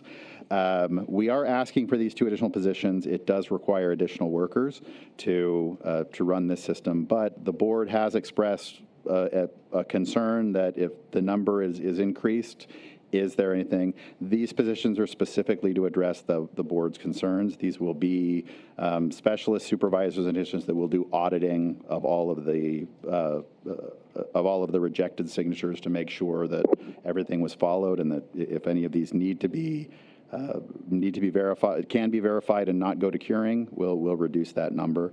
That is a reflection of the board's concern, and so we felt it was reasonable to put that in. Also, look, to do signature verification, I think, properly and more effectively and quickly than we've done in the past, we are going to need more temporary workers, especially during that time. It's helpful to have additional supervisors to make sure we can manage the flow and the shifts and the transmittal as we move through the process. And thank you, Recorder Heap. That leads to we had a wonderful conversation back and forth in the canvas of the all-male election in this past November, countywide. There were almost 6,000 ballots rejected. It was, in essence, the way I understood it, it was a test of your new signature verification process. But it happened with live voters, actual real voters. Have you gone back and done a look back on that almost 6,000 voters whose signatures were rejected? And are you able to report out on that in advance of upcoming elections? Yes, I expect so. So we have gone back and looked through. I do think, and any member of the board who'd like to see the rejected signatures, if a signature is rejected under our new system, it is because 5 different people have reviewed it and said this does not match. It is an increase over previous administrations and what was done. I believe then Chairman Galvin asked, you were chair at the time. Supervisor Galvin did ask if I felt that previous administrations had not done an effective job or had let too many through. I did not have the information at that time. I can say that voter that under the previous administration, the rejection rate was significantly below the national average and below the average for all the other counties in Arizona. So we can interpret what we want from that, but it does seem that a lot of signatures were going through at a much higher rate than that would have been rejected in other counties or other states. So I think what we're doing now is to bring us closer into line with what the national average is, but I'll be quite frank with you, I think we have one of the best signature verification processes in the country now. And Mr. Heap, I know you're very proud of this improvement, as am I. My focus is on this group of people who voted in what was a countywide election. There were some jurisdictional elections as well, but it was a very low profile, in a sense, election. You either have some combination of people who are not registered to vote and should not have voted, perhaps, or ballot harvest, or, and my fear is on the other side, you have people who are election day voters. They show up, they sign, show their ID, and they go vote. Used to be that you signed the book, but not anymore. But then they vote in person. So by definition, the signatures you have for comparison are dated. So I'm really trying to understand why those ballots were eliminated. I 1,000% agree with you. No voter, no person who is not a registered eligible voter should vote. But I'm specifically asking, particularly as I make budget decisions, what's the outcome? I know I saw some comments, well, be ballot ready. My older voters don't want to do that. They don't want to hear by text or email that their ballot was received and counted. They don't think it's people's business. And when someone from the county calls them on the number they wrote on their ballot, assuming they did, they're not going to answer. The calls I get from the county say spam. And then if somebody starts talking, they're going to say, it's none of your damn business. I just know how my older voters are. So what I'm concerned about is eliminating or crossing off voters who actually are legitimate. That's that, and also eliminating if there was some giant ballot harvesting measure or going on, maybe, because that, to your point, will really help secure our elections and make sure that every qualified voter can vote, and those who aren't don't and can't. Madam Chair, I understand the concern. I can say with near certainty that we've reviewed those. These have been overviewed. The signatures we have on file do not match. Now, I do think there is a reason why, even just being more thorough, why there was a slightly higher rate this time, and that is because it was an all-mail election. And yes, ballots went to people who have not regularly voted or have never voted by mail. That does create a challenge for anyone who does signature verification. For example, all we may have on file for them is a single signature from their voter registration card. And if they've never, so that's all we have. And we're actually trying to work with the legislature to fix this, but one of the problems we get is what we receive from the DMV is a digital signature signed on a pad. It's the one that's on the front of their driver's license. It is very inefficient to use that for signature verification. It's grainy, you can't expand it. It's very hard to match a wet signature. Unfortunately, if that's what we receive, we only have one signature that we can compare it. And even if it's because the technology was bad, now they're signing, if we can't match it, we have to go to curing. The best defense that we can do, to be quite honest, is complete the signature verification process more quickly to give us more days to contact these people and more options. We are also trying to look at ways to build out. I know older voters may not like Be Ballot Ready, but we would like to get to the point where we can use Be Ballot Ready to have people verify their signature online rather than need to be contacted and email us a signature or a verification. So we are working and looking into that in other ways. But I share your concern. No one has any desire that a legitimate voter should be disenfranchised. But we also have strictures that we can only match the signature to the signature we have on file for them. And sometimes, especially in an election like this one, we have a higher number of people that just don't have other signatures on file to compare it. And we can only go the curing route. And thank you for making my point for me. Would it not make sense to go back to this group of 6,000 ballots and do a run-through? On the face of it, I like your new process. But if you have one signature that maybe doesn't from 20 years ago or 30 years ago, you can have 18 people look at it from both parties. They'll say, yeah, it doesn't match.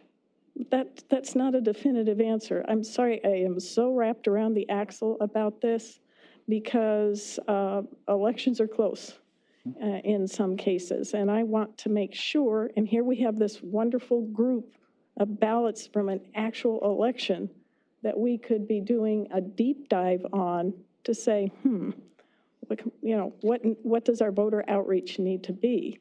We've said all these things prospectively. I'm looking backwards. Your comments, sir.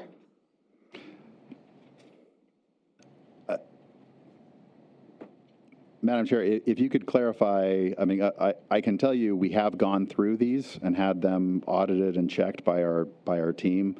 We are confident that the signatures that went to curing did not match. Then it's just a matter of can we reach the voter, did the voter return back? Can you clarify what you're requesting we should do differently?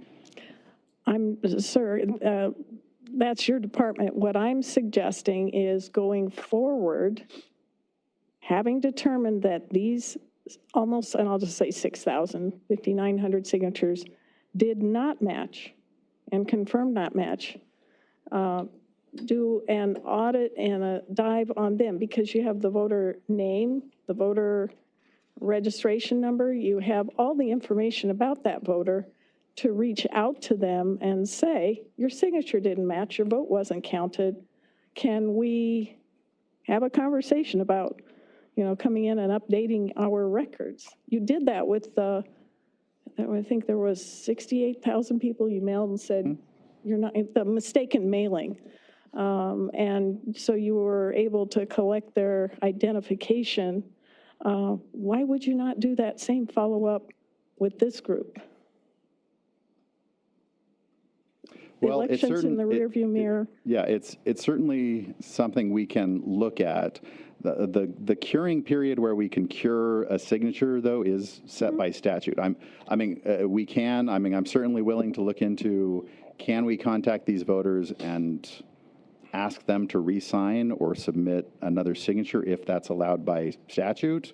But we're very limited in timeframes and what we can contact someone.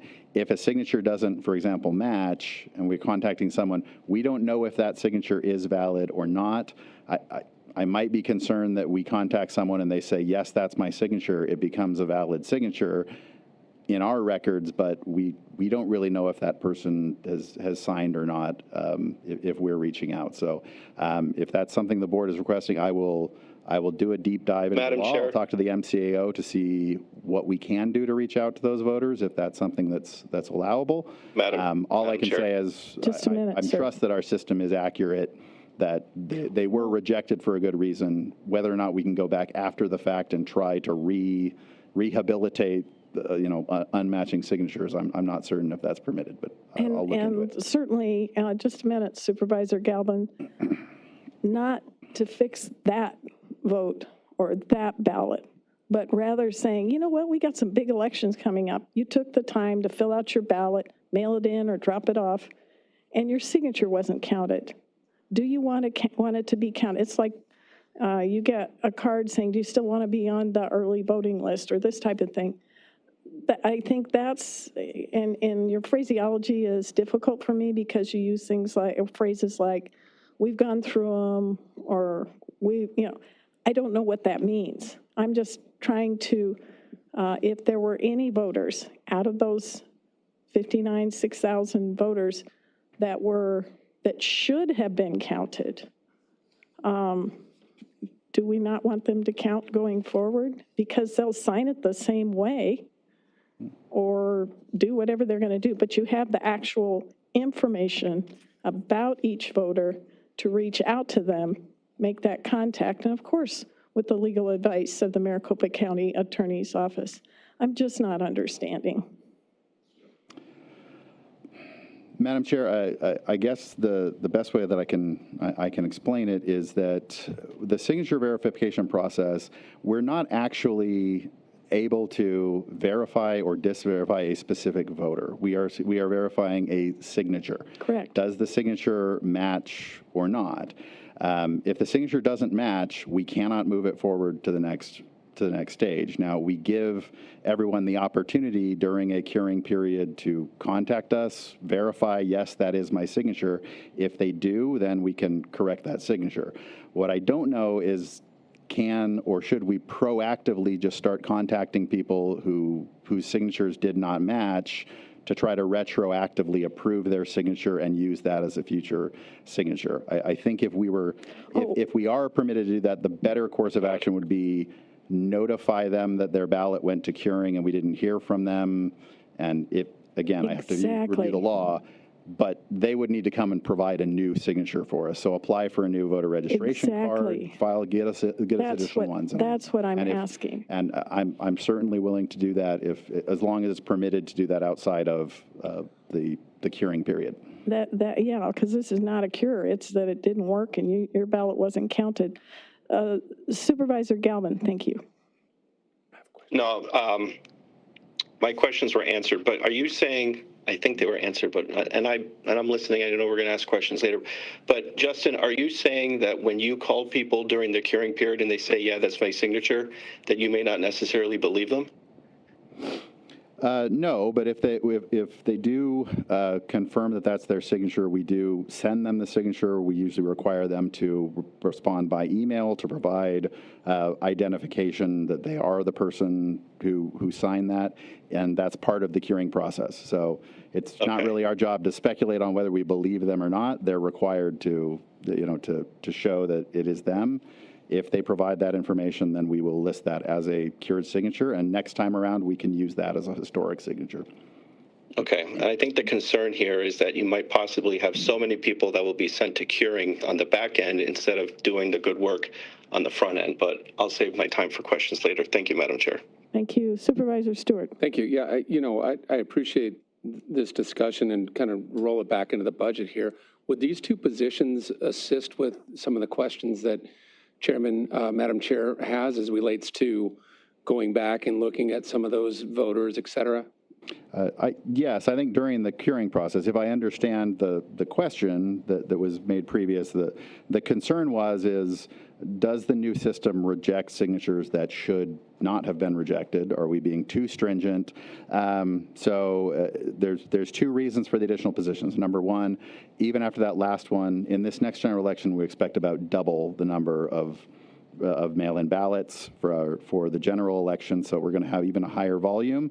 But we want to make sure that we also have enough people to go back and do regular audits and checks. If we have something that goes all the way to the curing stage, we can have a supervisor pull every signature we have and verify, does this actually not match? Has anyone missed anything? And put us on the right track. So we can confidently say that nothing was gone through too stringently if that is a concern. Okay, so these may help, and I went through the signature verification process with your office, and I want to thank your team for putting me through that. And what I saw was, and this is just a real thing, and I've heard soccer moms tell me this, that sometimes they may have, I won't say who, but sometimes they've signed for their kid that's away at mission or away at college, and you can clearly tell when you go through the training, there is a marked difference between a signature that somebody signed 4 times in a row, and then suddenly you have maybe somebody helping them out, right? And so I appreciate the catch that the software is doing, and also the eyeballs, the Republican and the Democrat sitting next to each other, and then the steps of verification that goes through. And the fact that you added, excuse me, that we were woefully underneath the national average for signature verification in this particular thing. Does the state law confine you to this is really the only way from a mail-in ballot perspective that we can verify voter integrity or voter authenticity? Yeah, the ways that we can review are listed pretty clearly in statute. And Madam Chair, Supervisor Stewart, yes, that's very perceptive that you pointed that out. One of the things I do think that led to a slightly higher number of rejections this time does have to do with the change in the software. Whereas previously you'd be scrolling up and down trying to match signatures, now you see all 5 signatures on one screen. And it makes it very apparent immediately, is this signature, does it match the last, say, 5 signatures we have on file? You can see it almost instantly. We did catch, I think, a much higher number of what we call household exchanges, which might be your husband and a wife get it, he signs her ballot and they sign hers. Well, we have to reject those. But what we do then is contact the voter and say, hey, we're going to get you a new ballot. You need to switch these over. So, and there are some cases where, a mother unknowingly, files. Those are rejected, and we do contact them, and we put them on notice that, look, this is an error. We're going to reject the ballot, but continuing to do so is a felony to sign in a ballot for someone else. You cannot sign for your son who happens to be out of the state. And if it becomes a continuing pattern, then we can refer that to law enforcement. But we try to help honest citizens who didn't know they were in violation. And Madam Chair, I think that one other caveat to this is that speed to shelf, right, to get the signature verification done, so that we can get the ballots in the queue and get them tabulated as quick as possible, which has been the pressure on the board and on the county for a number of years as it relates to getting results done as quickly as we can. Does this speed up the process, this current process, this current signature verification? Yes, we received about the same number of ballots, early ballots at the end of this election as we did in 2024. In 2024, it took the recorder's office 4 days to complete it. It took us about 8 to 10 hours to have it finished. And that does, I think, mitigate some of the concern with curing, because the sooner we get these done, the more time we have to be contacting the voters that are on this list to get their ballot cured. So it is a substantial improvement in speed. Thank you, Madam Chair. Vice Chair Lesko. Thank you, Madam Chair. I think this has been a really interesting discussion, just like we had previously on this issue. On the one hand, I don't want anybody that's not qualified to be able to be voting. That's the wrong signature. But on the other hand, I think what I heard you say is you think that one of the reasons that there was more rejected signatures is because it was a mail-in ballot to people that don't usually return a mail-in ballot, so you didn't have a recent signature. And so, and then Madam Chair, wanted, I think what she wants is for you to follow up with these people, if you can legally, so that if they are legitimate voters, that then they're ready to vote for the next election and their signatures won't be rejected. My question is, are these names of the people, the voters that were rejected because of the signature verification, are they available to the political parties so that the political parties could follow up with these people? If, because you would think the political parties would be interested to make sure if these are legitimate voters that they could vote in the next election. Is it legally okay for, is this public record? That's what I want to know. I can get you the answer to that question. I'm not sure in the final count what the final rejection list, if that is available. During the curing process, the parties do receive the list of ballots that are in curing. And it's one of the ways we help reach out to people is we want the parties to assist us because they'll call their people and say, hey, did you know, to assist. So I know that's disclosed. I don't know if the final list of what was rejected and what wasn't. I have to check the statute. I'll check with my VR. I'll get back to you on that. Other questions? Oh, that's right. Yeah. I'm sorry, Madam Chair, Supervisor Lesko. Sam reminded me that is actually, I guess that question is actually part of a court case because that's part of what we call the cast vote record. And there's been some disagreement between the parties and the public and the MCAO on whether we can release the cast vote record. I think that's actually a question that's before the court right now to get clarification on. But I'll research the issue and let you know and get any issues. I'll forward it to your office. Well, thank you. Interesting discussion. I'm looking forward to, I think I'm going on a tour to see your new signature verification procedure soon. So I'm looking forward to it. Thank you. Thank you. And just to be clear, I do believe that mail-in balloting is, if you listen to, there was an unlikely commission of Ford and Carter some years ago that talked about the epicenter of any problems with voting is early ballots. And based on my personal experiences going through very tough elections, that was a huge and continues to be a huge concern. So I appreciate the reforms that you put into place.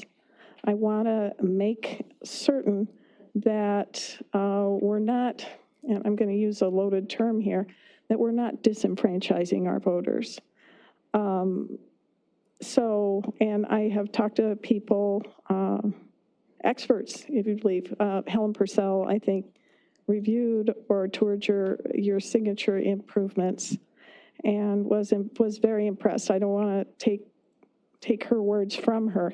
So I am applauding the program. I'm just simply saying something broke or went differently, and we need specific data, specific numbers, specific reasons why. And I'm not suggesting you go back and fix those ballots so they'll actually count. I'm just saying I'm worried about going forward. And I hope I make myself clear. Thank you, sir. I understand.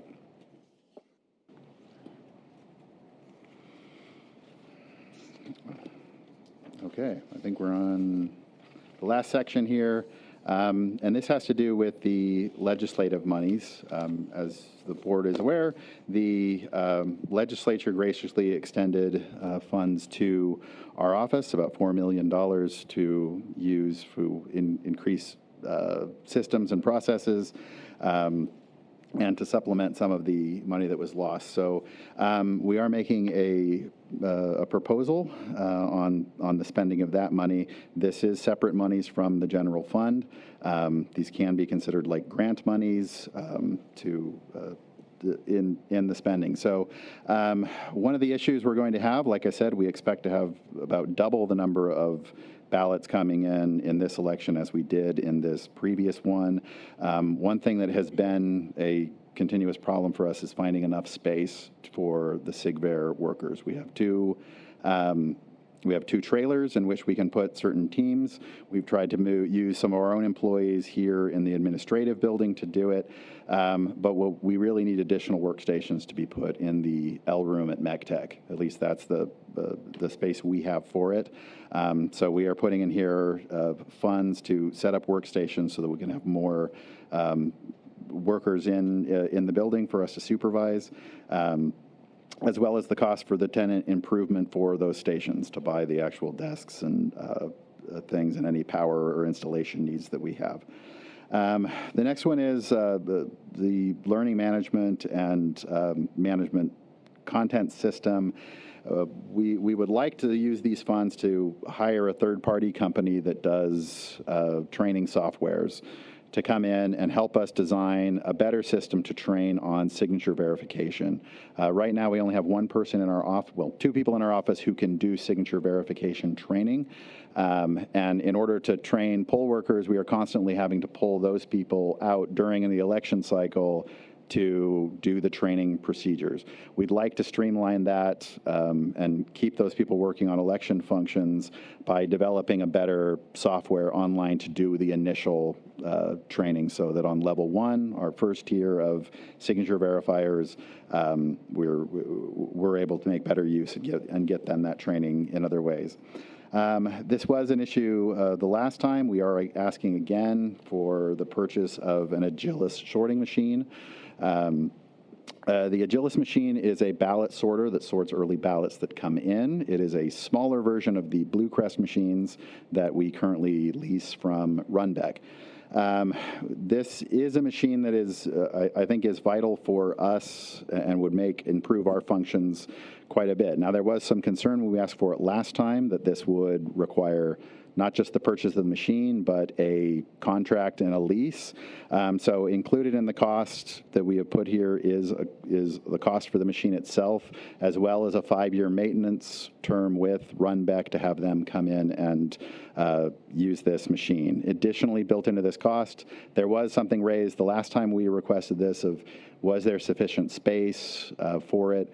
We've identified 2 spaces that are in the recorders where we could put the Agilis machine, and that cost includes if we need to put in additional power couples, power needs or whatever to fill out that space. But essentially, what the Agilis sorting machine will do, and the reason why we're asking for it, is that it would be tremendously helpful for us on the number of provisional ballots.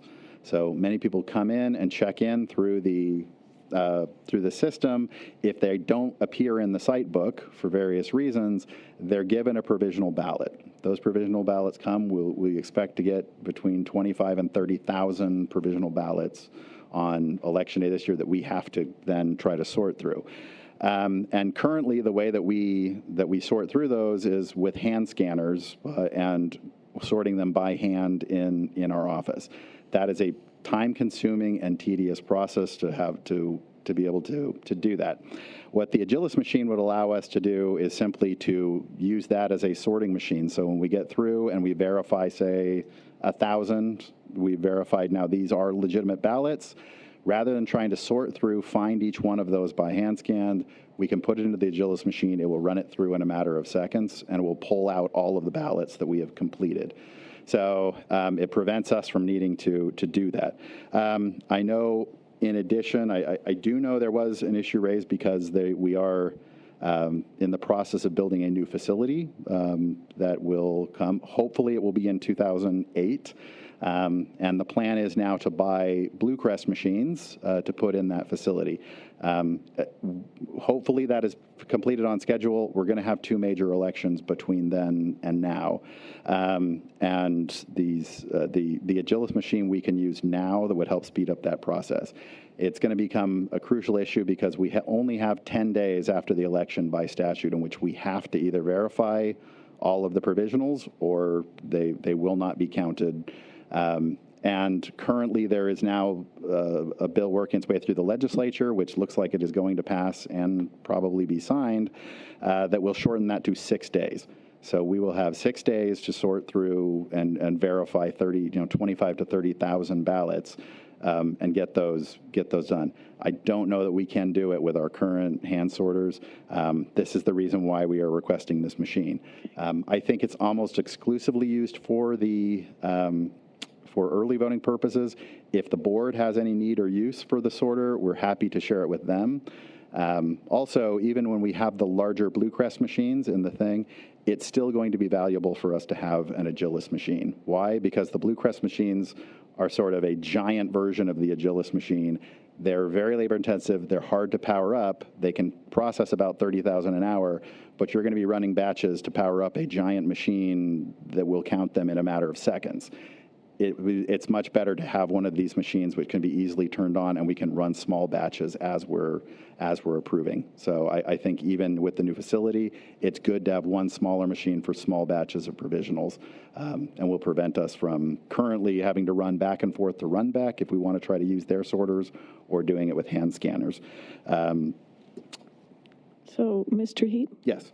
I wanted to thank you for explaining what an Agilis machine is.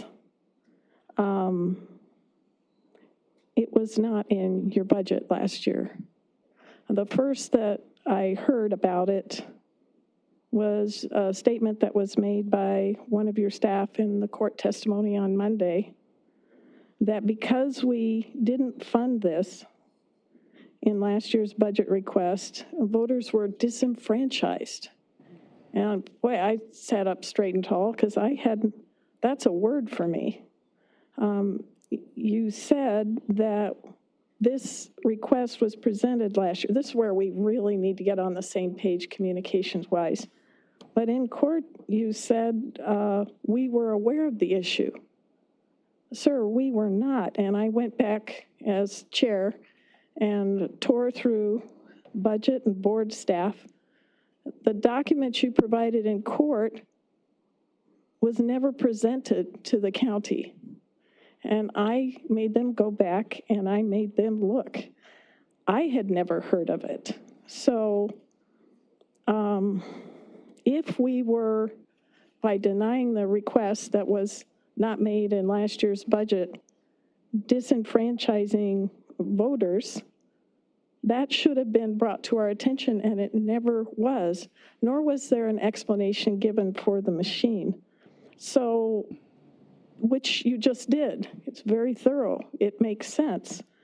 But you never notified the board. This is why we have to fix communications, and I'm really dismayed that one of your staff testified under oath in court saying board wouldn't fund it. Could you help me with that? I can. Thank you, Madam Chair. And I think I need to clarify the record to what the testimony was. We stated that we want this machine to make sure that we don't disenfranchise voters. We didn't say that any voters have been disenfranchised since I took office in the administration. So there was some testimony that because of the limited time frame we have, that in prior administrations, this has been a problem, and that was one of the reasons why we wanted this machine. As to the letter, I think Sam probably could address that and how that was conveyed to the board. Yes, so the Agilis machine was part of our request last year to use HAVA grant funds to purchase the machine, and that was declined. Was it part of your budget request? I would have to double check, it having been a year, but I believe that was part of the budget request. It was at least contiguous with the budget request sent to the board for the use of our HAVA funds for that purchase. Oh, and I really don't care what funds. The board's supposed to approve these kinds of items. I am telling you as I sit here, and I will ask Madam County Manager and budget to go back. It was not presented. So can you cast any light? Yes, Madam Chair, members of the board, the Recorder's Office presented the Agilis scanner in their budget brief for a request. It was not approved based on information that was provided at the time, that there wasn't space for the machine, and that they were planning to purchase the machine and store the machine. And the storage of the machine would have a yearly maintenance cost. So the request for the Agilis was denied. However, to your point, my recollection and the Office of Budget's recollection is there was no mention that not providing the machine would cause any disenfranchisement of voters. So your testimony in court, or your staff's testimony, said voters were disenfranchised. Is that not accurate? You're saying they may be. What I am saying is the reason why we requested that is to prevent disenfranchisement. We have not disenfranchised any voters in this last year during my administration from not having it, but that is why we are requesting that we have it now to prevent that. If there were any voters disenfranchised, it was under the previous administration. You'd have to ask Mr. Richer why that issue was not addressed or brought up previously. Did Mr. Richer have an Agilis machine? Madam Chair, I am not aware that he did. Okay, so I don't think it pertains. It pertains to your administration and No, Madam Chair, if I may. Urgency for this equipment, as part of To your that point, Madam Chair. Mr. Heap is answering. After he completes his answer, I'll call on you. Thank you, Madam Chair. What I'm clarifying, Madam Chair, for the body is that I do not believe our testimony is not that my office has disenfranchised voters, at least not since I came into the office, but but that this may have happened in previous administration. That's why I'm saying if incidents happen during Mr. Richards' ruling, the reason why we are asking this machine is I am looking through what issues has happened in previous election cycles and under previous administrations, and we are attempting to fix it. And I think this is the best way that we can address that. If we have the machine, then we can, I mean, even with the new 6-day timeline, it should not be a problem, and we won't. Even if we don't get it, it will be a difficult thing. We will have to massively shift a lot of posts, but I'm committed to make sure that no one is disenfranchised in the future either. But this would be addressed. I know that we did present it. I don't know whether we spoke or used the word disenfranchisement. I do know that our team met with the chiefs and the budget department. We laid out exactly what we would use this for, just as I have with you. We were actually surprised when it was rejected because we'd given a good case for it. Thank you. Supervisor Galvin. Justin, was the board not appropriating the Agilis machine last year at disenfranchisement of voters? I don't believe I ever claimed that. No, I'm asking you now. No voters were disenfranchised last year because the board didn't approve the Agilis machine. Thank you. Madam Chair. Mr. Stewart. Thank you. As it relates to this budget request from legislative monies, first, thanks for going and getting money from the legislature for our service. I appreciate that. I think some of these ideas can bring some innovation to what we're doing with the board. I heard earlier, you know, you're talking about staffing to provide better service for improving records retention, as well as some software and things like that I think will help improve those things. So I'm seeing sort of a trend here of bringing innovative ideas to the recorder's office to provide better customer service. And since you basically went out and found your own money, as you know, our budget's tight, these items would help you do those things better? Yes. Okay, thank you. Thank you. Why don't you continue, because I think there's some questions on items further down. Sure. We're asking for a small fee for, I think, multimedia software and equipment. I'm sorry, it slips me for which things. Oh, yeah, that relates to the training software that we'd like to build out for that. But the largest measure on there is 440 enhanced early voting site books. The reason why we are requesting this is, again, we don't want this to come out of funds, so we're proposing to use our legislative monies.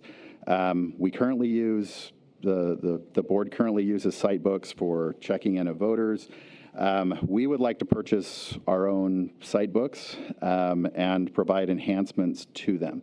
One of the biggest things that we can improve is by adding statuses to the site books that are there. So as it currently stands, when someone comes and signs in with a site book, if their status is in any other status than an active voter, such if they're in a suspended status or because of failure to provide DPOC or things, they simply will not appear on the site book.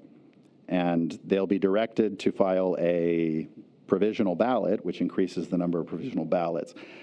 We would like to have those site books, have them access and add additional statuses so it can provide, so when a voter is rejected because they don't pull up for one of the various statuses, whether it's failure to provide DPOC, cancellation, ER, that will actually bring them up. It will tell the person exactly this is why you are not doing it. They can still then file a provisional ballot, but it will come to us telling us exactly why they're filing a provisional ballot. It will give the voter also information on what they need to do to make sure that provisional ballot gets accepted. So these would be new site books. And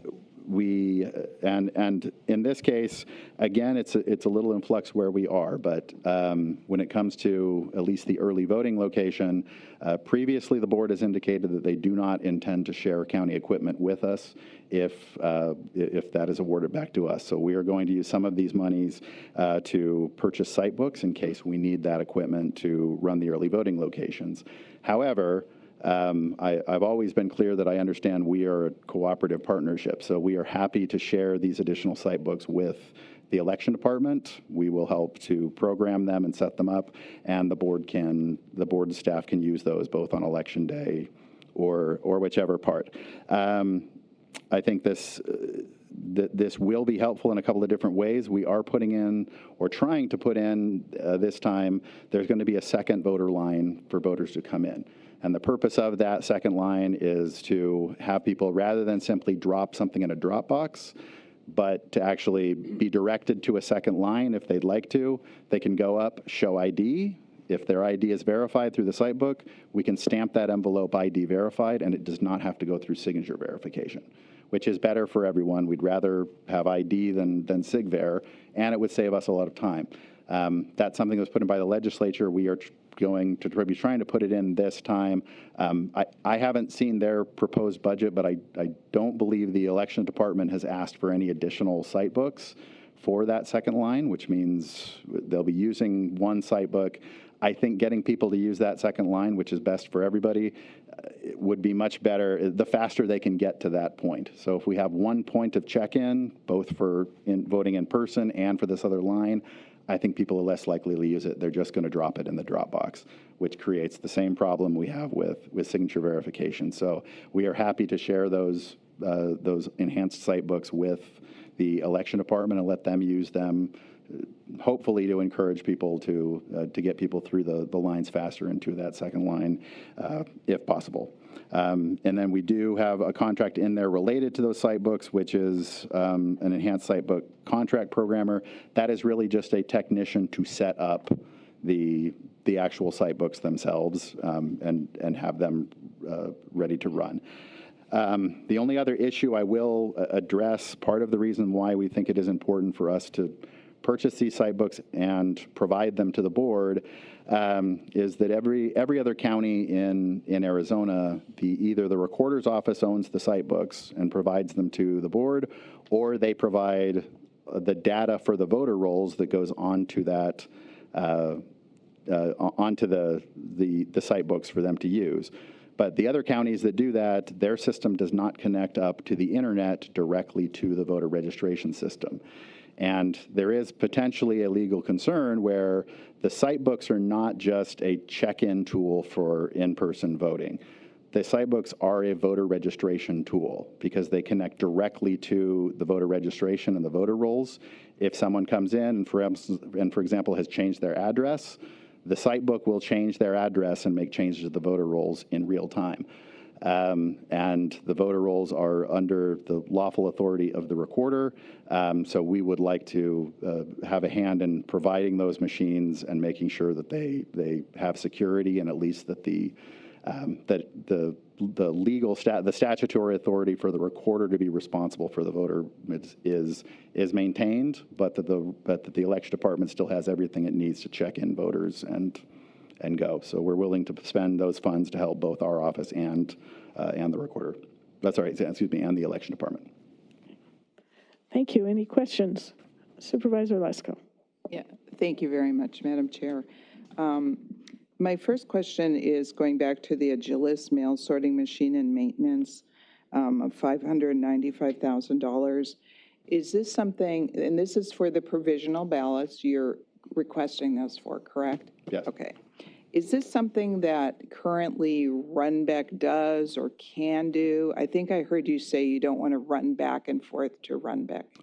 Runbeck has the Blue Crest machines that are mail sorters. The issue, I believe, is that Runbeck's system doesn't actually connect directly up to our voter system to check in. And so if we have the system, when we hand scan, it immediately will send the notice and mark it in the system that this has been scanned in, that it's been received. I don't believe for provisionals that Runbeck's machine is able to do that. So if we have it here in our facility, we can connect it up so that as those ballots, the voters will get the notice and we'll be able to track where we're at.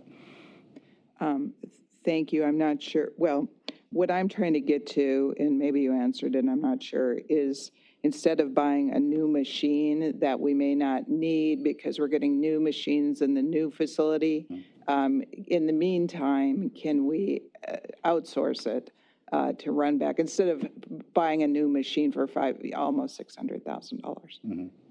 If, Madam Chair, Yeah. if it's okay, I will defer to my Chief of Staff who has a comment on this.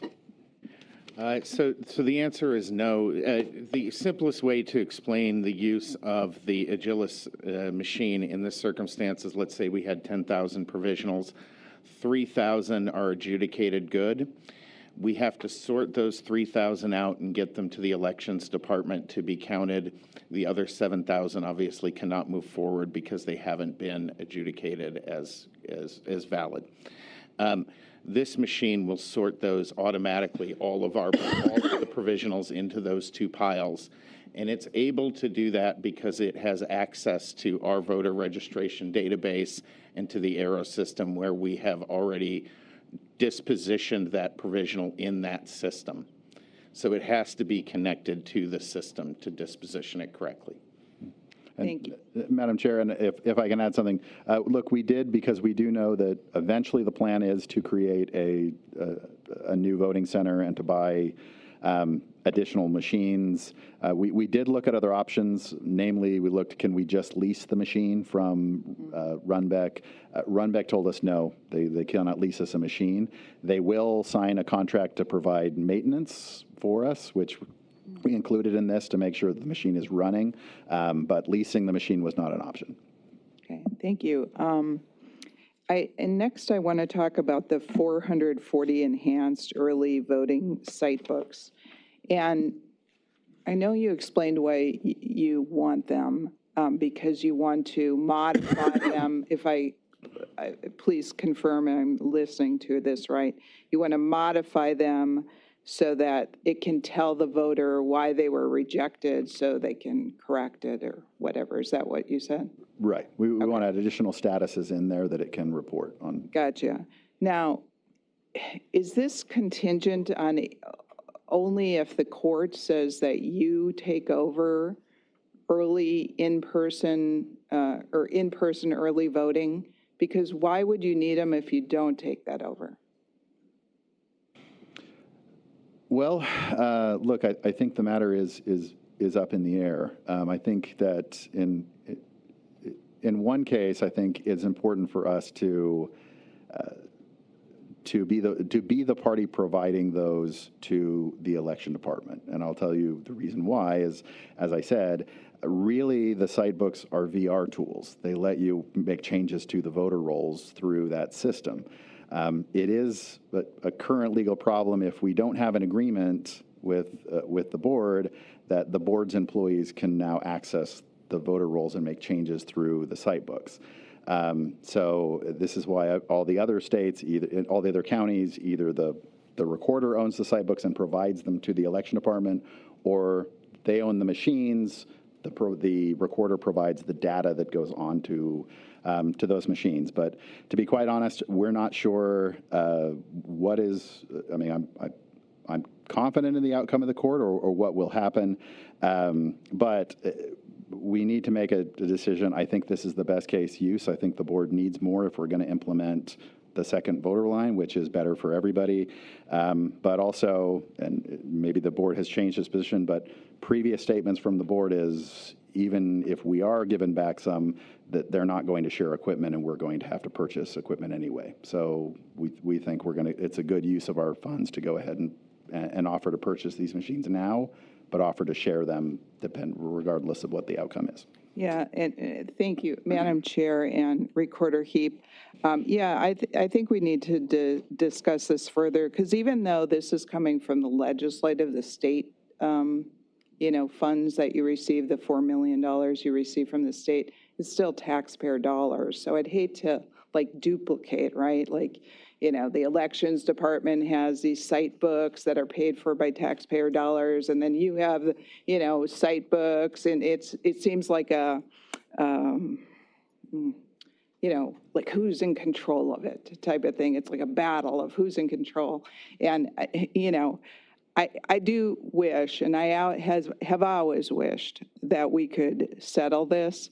I do think that I don't know what the discussions have been, and so maybe we need clarification from our election staff of if they've refused to share equipment with you. If, you know, let's say the court comes back and says, you know, you're in charge of in-person early voting, and not the elections department. And I think from what I've heard anyway, the elections department does it because it kind of makes sense. Like they already do the voting, and then, you know, they'll have the election day voting. And so then you'll have to set up and do all this stuff. So it would be good if we could coordinate together if indeed the court says, you know, you recorder, you're taking over the in-person early voting, and then it has to transition to the election day voting, which under statute is under the elections department. I don't know, Madam Chair and Madam County Manager, do you think that would be a good idea to see if, I'm kind of curious if our staff said, no, we're never going to share anything with you. Is that basically what you said? That's your understanding, is that we wouldn't share equipment between the elections department and? During last year in the previous budget, the recorder's office, the election department came in and discussed what it would cost if the recorder were to take back over. And what I recall their testimony was that it would essentially be $15 million for additional equipment and expenses and management. Where that $15 million comes from is what they're saying is we own all the machines, we own the ballot printers, we own the locations, we own all of these things. And if the recorder is going to take it over, he's going to have to buy all of this new equipment. That's where that $15 million came from. We've always said there's no need to do that. If I take over one portion of the election, just we'll use the same equipment during our time, and the board will use it, and we don't need that cost. But that was the board's position, that those costs would be there. That was still the position in the court case and the hearing we had that day, that if the recorder was to take it, we would need to buy our own equipment. I think that's unnecessary. I've always thought we could work together and share equipment. Believe it or not, despite the conflict, I understand we're joined at the hip on this. There's no scenario where we come out of this where one party is in full control. We just need some clarification on some issues. So that's where I'm getting that. Thank you, Madam Chair. And Madam Chair, if it's allowable, I would like to ask the county manager if she thinks it would be advisable for our staff, our election staff, to address this question. Or Madam Chair, Madam Vice Chair, I can just add briefly that I believe the testimony that Recorder Heap is referring to was just a question that was directed to the staff, and that was given as a worst-case scenario. Over the last year, the Recorder's Office staff and the board's election department staff have worked together to perform several flawless elections. So I'm confident that the staff can continue to work together to resolve this to the most efficient use of taxpayer dollars. And to that point, that was the statutory corners question. Because at that time, there were continued threats of lawsuit, and that's actually what an SSA is for, is to clear up those interfaces. And I thought we were there. Apparently, we were not.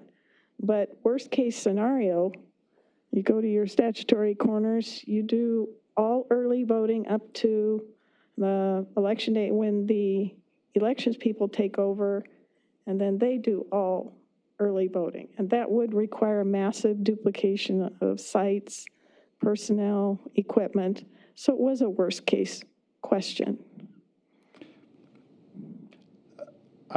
Madam Chair, I understand that is the way that it was presented by the election department. My feeling would be, even if, which for me would be the best case scenario, even if we were given back full control of the 28 days, my expectation would be we would still sit down with Mr. Jarrett to choose the voting locations, because we want those early voting sites to roll over and become election day sites. There's no reason to duplicate this site. If you will recall, The first SSA proposal I made said, let's just break the separation down and go back to where the election department is made up of the recorder and the board's election staff, and let's work closer together. That's not where we ended up, but I have no problem working with the board and making sure. I have an interest in making sure that the board succeeds, and the board has an interest in making sure I succeed, and I hope we can come to that point. And respectfully, again, I'm grateful that we have been able to sit down and actually talk and not look at stuff on social media, not look at revisionist history, and really work these things out. That was the sense that I felt as one of the board subcommittee members when we went into the room with you and all your staff and our election staff, and we worked out the SSA. We were 95% there. The light bulb that I saw go on, on your side, was the fact that the databases that each party works from is a database, and it's just tied up in knots. We are working with a technology specialist to tease it apart. So you have your part, which I understand is about 30% of what's on that database, and then elections has their part, which I understand is about 70%. I really think we can get there, but some of the proposals out of your office has been, well, just take a weekend. It won't. That database is old and creaky. We do not dare mess with it without very, very careful safeguards put in place so we don't crater the whole thing. That's what we've been working on, and that particular day, which was in terms of the board's relationship with your office, was certainly a highlight for me, was that we would get that task done, and then it would call it a day, and we could work together. What I'm grateful for is that you all and our wonderful elections people have been able to work together. And I'm grateful, despite the fact that so many people I run into out in constituent land tell me that I'm not letting you do your job, and that's absolutely not true. Are there further questions or comments from the board? Madam Chair. Supervisor Gallardo. Thank you, and thank you, Mr. Recorder, for coming here with your budget. I was debating to bring this up or not, but if I don't, I'm going to kick myself as I'm going home, because it's truly important. And I appreciate the comments you just made, because I do think it is a partnership. It really is. Both sides have stake in it. We want to see you succeed, as well as I'm sure you want us to succeed, at least on the election side. It is a partnership. I've been in that office where you're at. I served 14 years. I worked with Keith Politis in the 80s when he was a county recorder. I was there with Helen Purcell when she was the county recorder. We had Jim Shumway as the election director, Karen Osborne as the election director. I've worked with them even when I was in the legislature, ensuring that that they had all the tools that they needed in order to make sure that they were successful. I can tell you that I adore Helen Purcell. I think she was just a great leader. She was very innovative. She really took elections and the recorder side, both sides, even though I was on the election side, on the recorder side as well, to a whole new level. She really, new technology, innovation. We talked about the surcharge. That was her idea. I'm sorry, it was her idea to create that surcharge. Credit has to go to her and other recorders. I don't want to offend anyone, other recorders as well. They did a great job. I can tell you, even when I was there, the office was very impartial. It didn't matter if you're a Republican, Democrat, Independent. My job evaluation was based on one thing, that not one person, let it be a voter, a candidate, fell through a crack that we could avoid it. That was my employment evaluation. No one fell on the front page of the newspaper for something we could have prevented. My employment evaluation was based on that.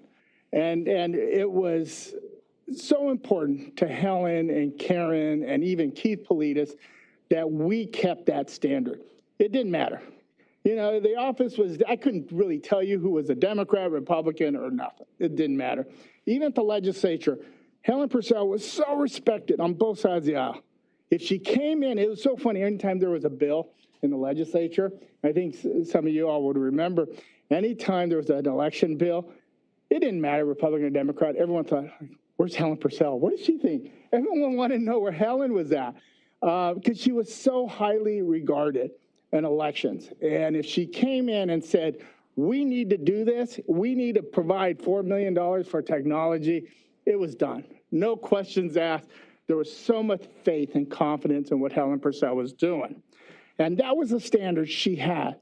Now, during this whole, and I've been quiet, Madam Chair, I'm sorry, give me some time if that's okay.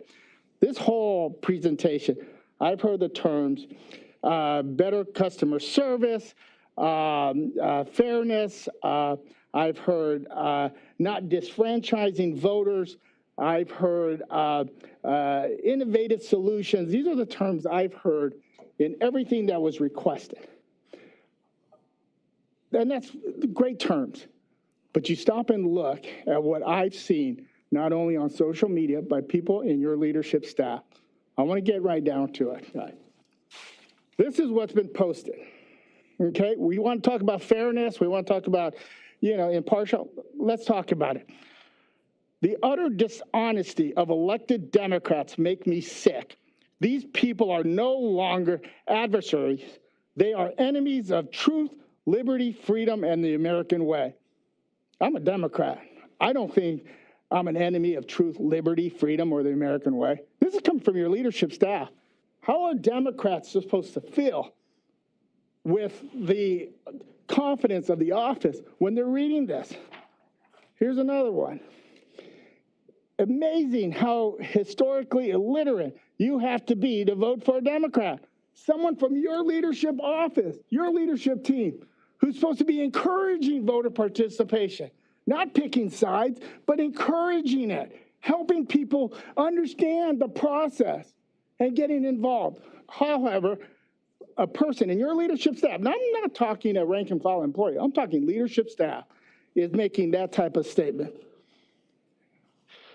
We all have to pick sides in this upcoming civil war.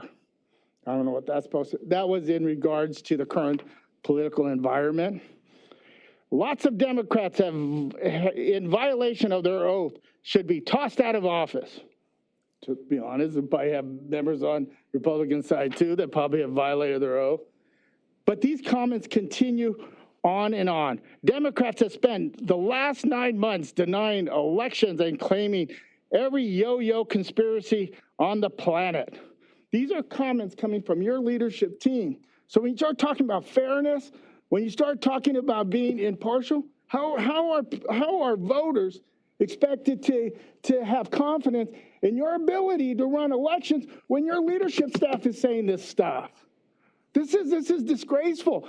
I have been here 10 years, and I have worked with so many countywide elected officials. I have never seen anyone in this county in a leadership position put out this type of statement. Never. I don't care who they are. I've seen so many countywide elected, from sheriff, county attorney, assessors, treasurers, clerk of the court, school superintendent, and even recorders. No one has had leadership that has put out this type of statement. We should be doing our job of servicing all of Arizona voters. It doesn't matter what political party they are. It doesn't. When I was there, if I was there and I put out this statement, Helen Purcell would have fired my ass. She would have, because she knew it was wrong. I know better. I know the importance of that office. The recorder's office is much different than the other offices because you're serving the voters. I've always said this. Disenfranchise one voter, you disenfranchise one too many. These are the types of comments that disenfranchise voters. Who the hell wants to go to your office for help knowing that your leadership team is saying this type of stuff? And if you're letting it, shame on you, guy. Shame on you. Correct this. I'm on the Board of Supervisors. I have a vote in this budget. How do you expect me to vote for this budget knowing your leadership team thinks this about a third of the registered voters in Maricopa County? Correct it, sir. Seriously. I may only want to be one vote, but I have a vote. I'm 1 of 5. This is disgusting. Thank you, Madam Chair. If I may respond? I think I'm going to leave it there, sir, I think I need to demand that I get an opportunity to respond. quickly. And, Thank you, Madam let me Chair. go ahead. Excuse me. One more thing before we move on. Okay, we talked about the special election boards, the voter registration type effort. We need to make sure we are not using taxpayer resources to influence the outcome of elections or get involved in politics. Your leadership team is doing it on government time. Now, I hope he took the day off when he tweeted this stuff out, but it's during government hours. If that's not using government dollars to influence elections or getting political, I don't know what is. Mr. Heap. Madam Chair, Mr. Gallardo, you have me at a loss since I've never seen these tweets and you haven't identified the member of my leadership team that you're speaking of. However, let me say, I have both Republicans and Democrats who work for me in my office. I have directors in my office who are lifelong Democrats. Everything that I have done has shown nothing but impartiality in my time as the speaker. Now, if we really are going to decide that we're going to start digging through tweets and say that whoever these tweets are from, that this is somehow reflective, would we really like to dig through the tweets that Adrian Fontes made while he was recorder, or statements he's made then and after, or during the campaign? Do we want to look at Mr. Richards' previous tweets? The truth is, what I've done in this office is to make sure that every voter can feel more confident in the outcome of the elections. Now, I too have great respect for Helen Purcell, who you worked for. Now, the issue is, and where the ultimate reason why we are in this fight and why I have been fighting the board so hard is not about personal ego for me. It's about the fact that the previous recorder and the previous board signed an agreement that stripped my office of power. I came into the office with less power than any recorder in living memory. To that point, Madam Chair, Justin I am now still dealing with that. We're dealing with the fallout. Justin Heap is literally lying. I was going to stay quiet, but this guy just Supervisor continues to Galvin, would you lie please hold? over and over again. Please hold. These systems and databases that we're talking about were built by Helen Purcell. They were built by funds from the recorder's office using our own staff. They were simply transferred to the control of the board. We have built these softwares and systems. I am trying to protect the dignity of my office. It's not a personal battle for me to win some, contest against the board. It's that my office is the injured party in this case. And so far, we've been unable to do the injury in that. As to the tweets, I would say if you can point to something that my office has actually done that has shown any bias. I understand the idea of a partisan situation. I want every voter to have confidence, but I'm a little embarrassed at this personal assassination attempt dropped in a budget proposal. This is a meeting for the budget. If you have these concerns, I would welcome you to contact my office and set up a meeting and we can discuss it personally. But I don't think it's appropriate to do that here. Thank you, Recorder Heap. Mr. Galvin. I'm going to wait until Mr. Gallardo is done and after everyone's asked their questions. Mr. Gallardo, do you have further comments? Thank you. Supervisor Stewart. Madam Chair, is there more presentation, or are we near the end? We're at the end. I'd like to get back to the budget here. I think we're at the end, sir. Do you have any comments or questions? Excuse me, Madam Chair. Sorry, my lawyer kicked in. This final slide is just to show these are the totals of our budget requests, including everything that we've requested here. While we understand these are over baseline, We need to remind that even with all of these requests from all these different sources, we are still going to be returning approximately $5 million to the general budget even after these requests. I think the requests are reasonable. I hope you'll approve it. And thank you all for your time. Thank you. Supervisor Stewart. Well, shoot, I didn't want to be the first one after all that. But, you know, we've sat through a number of different budget presentations, and they've not devolved in this sort of contention and the back and forth that's sort of happened today. And it's unfortunate that we're getting there. I think at the end of the day, and I believe this in my heart, that all of us are here to try to do the right thing as it relates to the public. I think everybody here, I know everybody pretty well as a servant's heart, and they want to deliver the best service that they can. And I think in some ways the fight is becoming public. It's not good for the public to see this. We are supposed to be quiet, diligent servants to do a job, right? And that's to perform the elections, to fund the sheriff's department and the county attorney's department so that they can keep our streets safe, et cetera.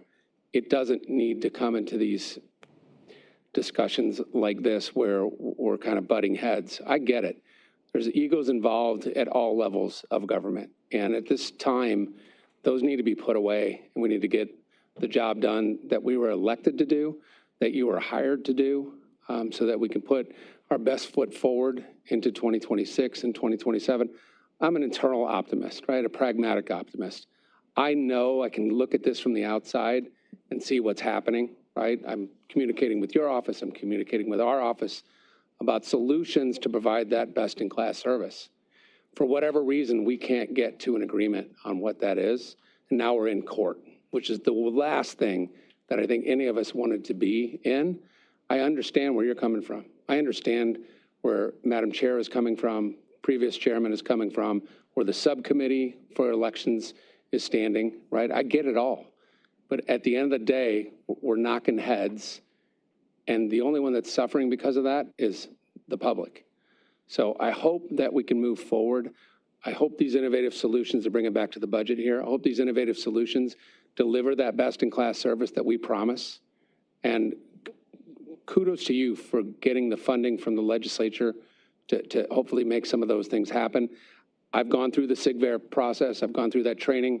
It's incredible. I think it's valuable. That is a check in the good box in my book. And so I'm putting all that other stuff behind me. I'm putting the tweets and everything else that's going on behind me and looking at the pragmatic solution of delivering best-in-class service. We're getting closer, okay? So let's try to put all that in the rearview mirror if we can and move forward. And that's all I have to say, Madam Chair, and thank you. Thank you. Mr. Galvin? You know, I had a lot of questions I was going to ask regarding the presentation because the presentation was very weak on facts and metrics, and we're really big on facts and metrics. So what I'm going to do in the interest of time is send a letter to the recorder with the questions I had on this presentation, which I also might add was the last presentation to arrive in our desks. The Madam Chair made a good point earlier this meeting that it's important for us to get these presentations as early as possible. And I was thinking maybe that the recorder was last in getting us a presentation because it's going to be very full, voluminous packet, but it wasn't. It was very light and thin. So I'll just send in a letter with the questions that I had in the interest of time. Secondly, I do have concerns about this new voter signature verification process. I don't want it to be a disaster.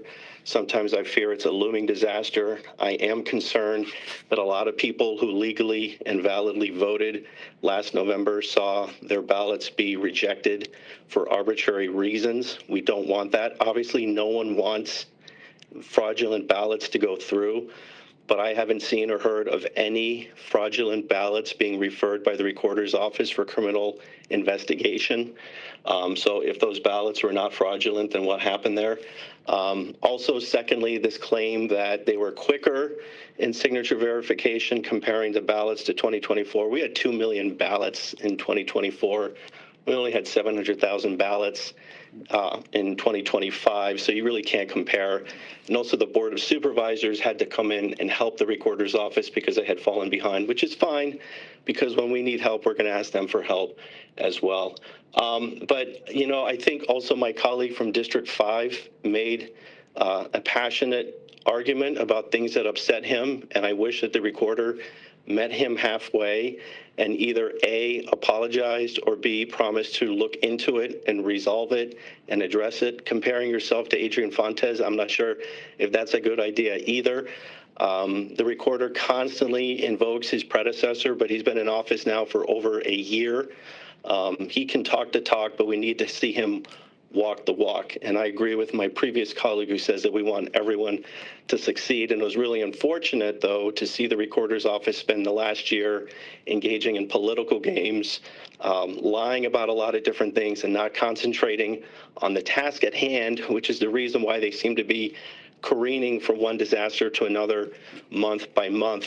And then the Recorder even had one of his staffers go out and face the music and face the TV cameras instead of doing it himself when they sent out 83,000 erroneous letters. I'd like to see the Recorder step up and take accountability, because I know for sure the Board of Supervisors, we do that when we have to and we should, and that's leadership. And what's also unfortunate is that just a week ago, the Recorder and his office were blaming the Board of Supervisors for an IT issue that had popped up, but it wasn't that big of an issue because the Recorder himself was down at the state capitol enjoying the ceremonies and festivities on that same day. So if you want to talk about cooperation, if you want to talk about meeting people halfway, you got to walk the walk, you got to talk the talk. I'm very concerned about this proposed new signature verification process because, frankly, I don't want, for example, a young man who just registered as Republican and wants to vote for the first time having his valid ballot rejected by Justin Heap. Thank you, Madam Chair. Thank you, Supervisor Galvin. Closing comments. We are in court because you fired all your attorneys and hired an attorney outside the statutory process and sued us. And I've said right along, two parties can agree if they both want to, but not if one of them doesn't. Your automatic response to questions is to deflect, shift the blame, put line staff out in front of the camera to explain, and then go to each member's district and spread disinformation. I'll call it that. I think my colleague from District 5 makes a good point. The Recorder should be nonpartisan. The Recorder should expect his staff to be nonpartisan, especially on company time. The other thought would be, back when I was on the school board, Helen Purcell, a Republican, and Karen Osborne, a Democrat, would come to our weekly board study sessions, teach us about open meeting law, how do we conduct a proper legal bond override election. We went, with their help, from a school district that had on average, one open meeting law complaint per week to, within a period of about 12 months, being named a sunshine district. We had transparency, we had rigid adherence to the statutes.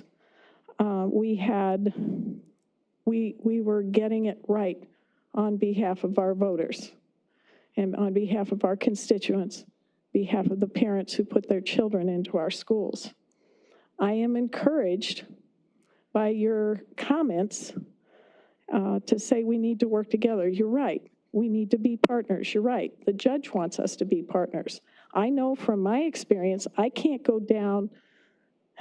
When I was in the legislature, I learned really fast. You don't have to like someone, and they don't have to like you. You don't have to you don't have to agree with someone. They don't have to agree with you. But if you focus on the problem, you focus on the task at hand, and more importantly, You focus on the voters, your constituents. You can put those aside and get the job done. That is what is being asked of us in 2026. And my colleague from District 5 held his comments and his questions for a long time.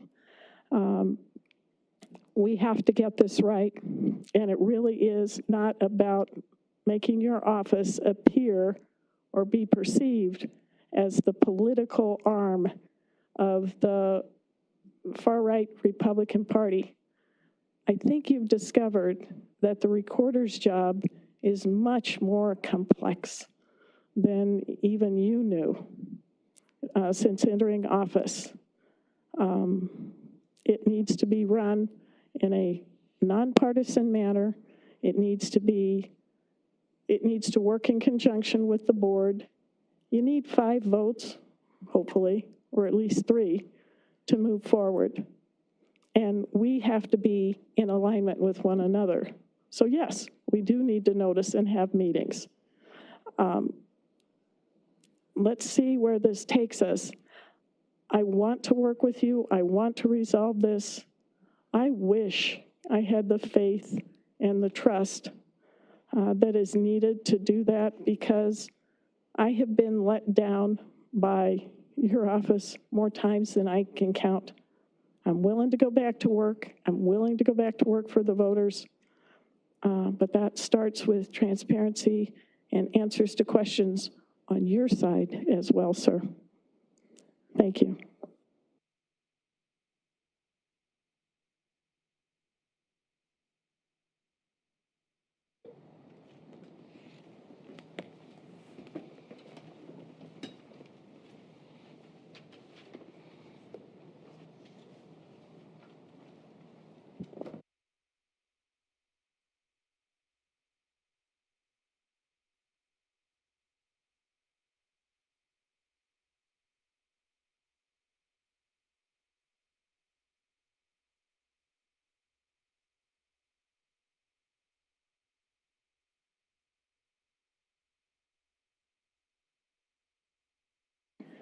We're going to take a 5-10 minute break and reconvene at 4:20. It'll be a 9-minute break.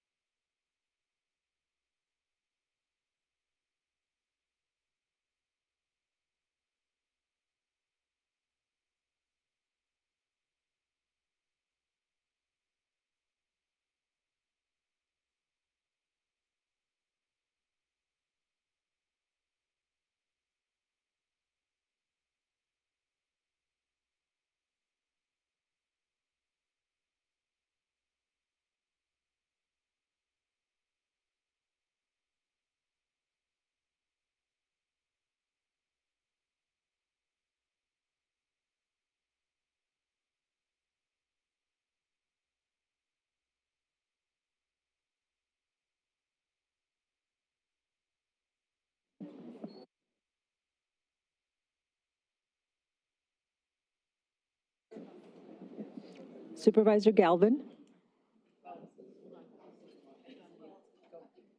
Supervisor Galvin? Hello?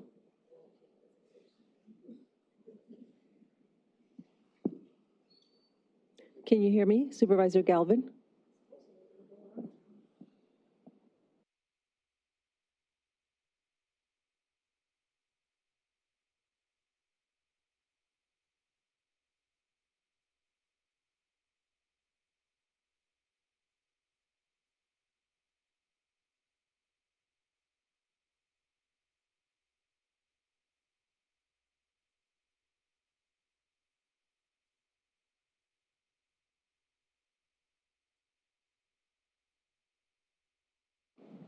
Marcy, do you still want to do a mic check real quick, just to make sure you're still okay? Yes, can you hear me okay? Yes, we can hear you. Thank you. You're welcome.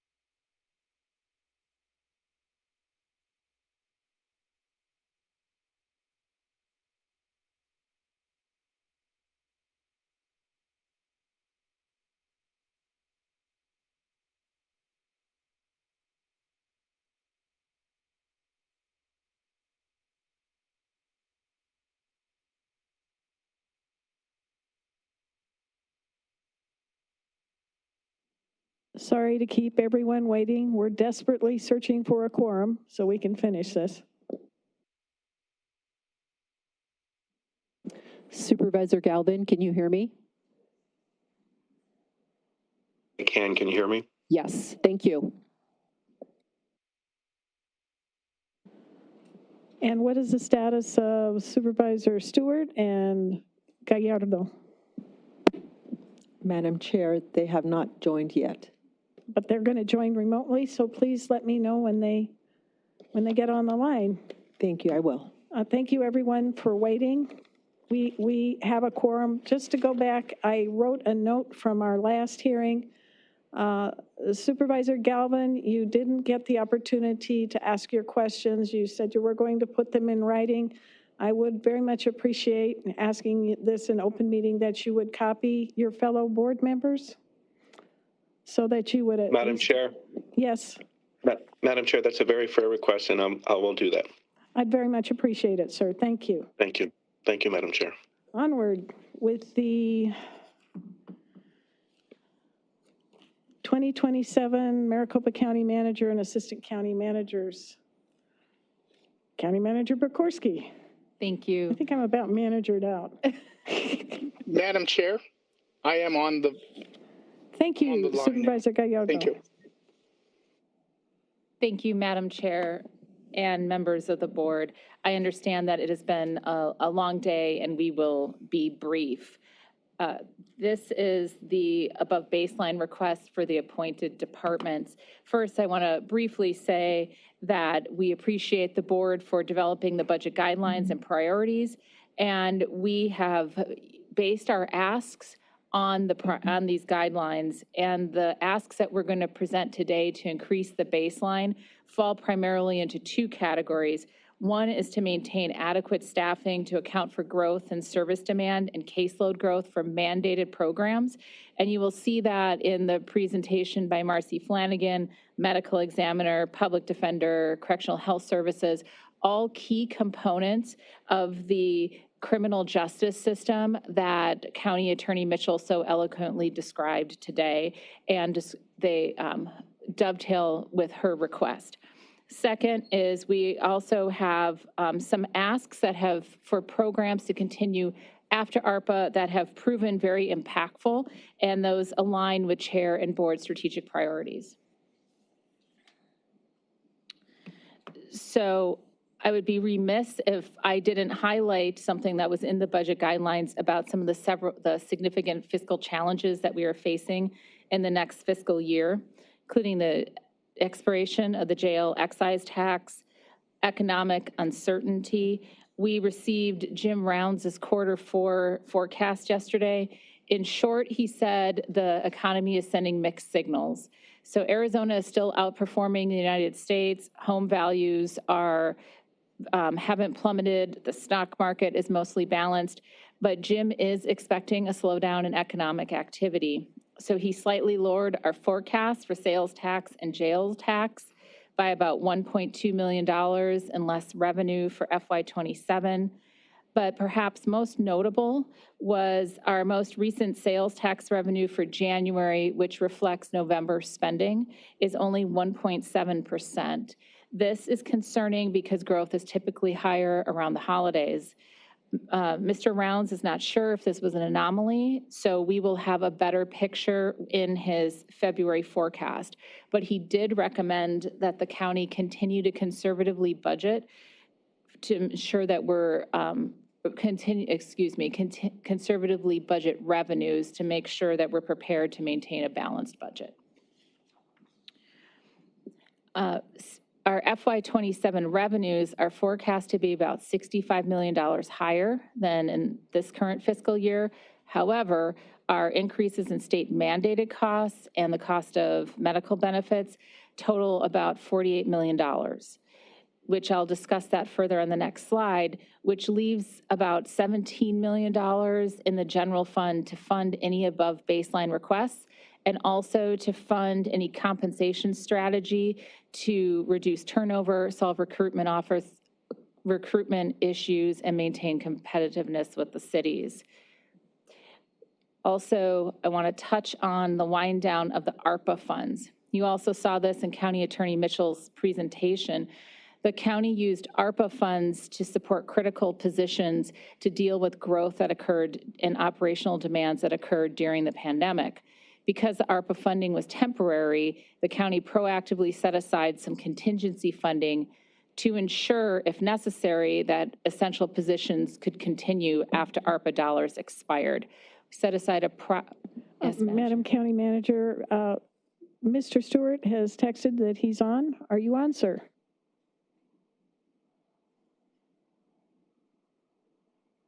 Mr. Stewart? Supervisor Stewart?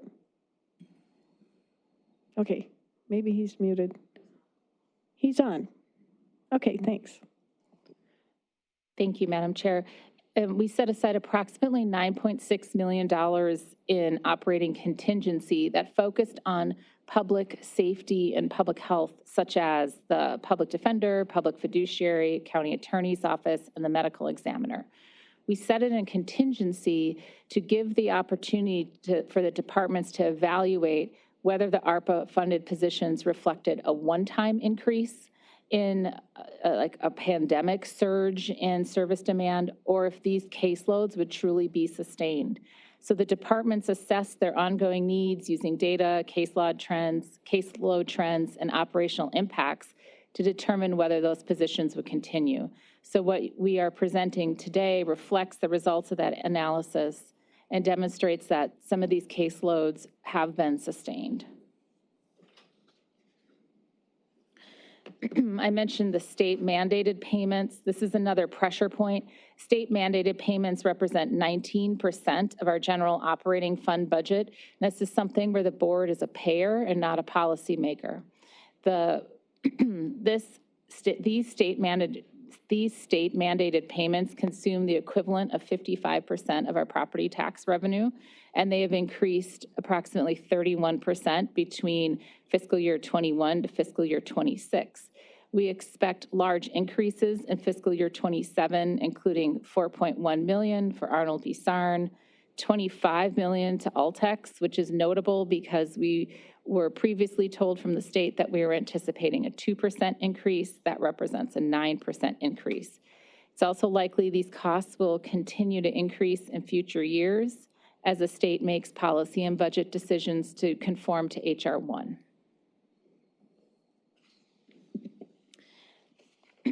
The first above baseline request we have is for animal care and control. The slides include background on what the departments do. You will see this throughout the presentation. I will skip over that because unless you have any specific questions for the purpose of time, and get to the request for Very quickly, Madam Yes. Madam County Manager, if board members online wish to ask questions, you're going to have to let us know. Thank you. Vice Chair Lesko. Thank you, Madam Chair. And Madam County Manager, I do have a quick question. Are we getting any money from the cities yet that haven't been paying into this, and is that accounted for in here? Madam Chair, Madam Vice Chair, that is an excellent question. We have, this accounts for a couple new IGAs that we signed, notably with Fountain Hills, but we have just completed our recent, an updated study rather, on the cost per night, which was a precursor for what some of the cities were asking for the new IGAs. So I optimistically believe we should have those wrapped up by the end of this fiscal. Thank you. The animal care and control was given ARPA funds to support 2 ARPA-funded shelter diversion navigators. So the shelter diversion navigator ask is based on positive impact of the program and cost avoidance.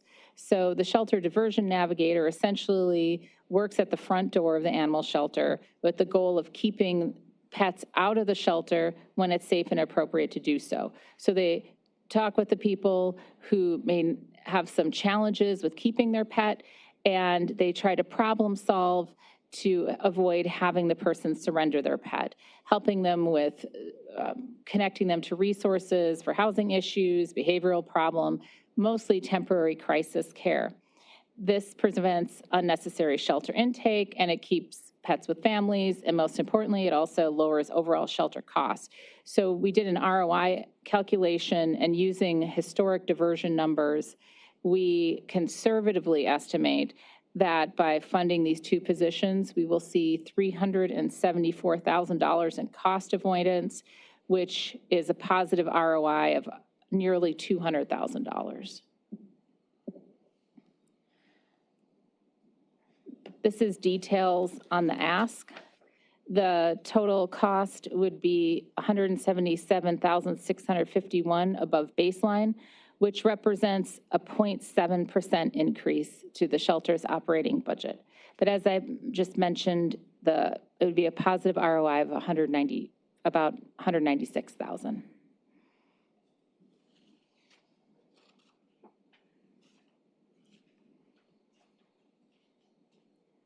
Madam Chair, can you repeat what is the county manager? What is the increase in animal care and control? The baseline. Madam Chair, Madam Vice Chair, the 0.7%. Thank you.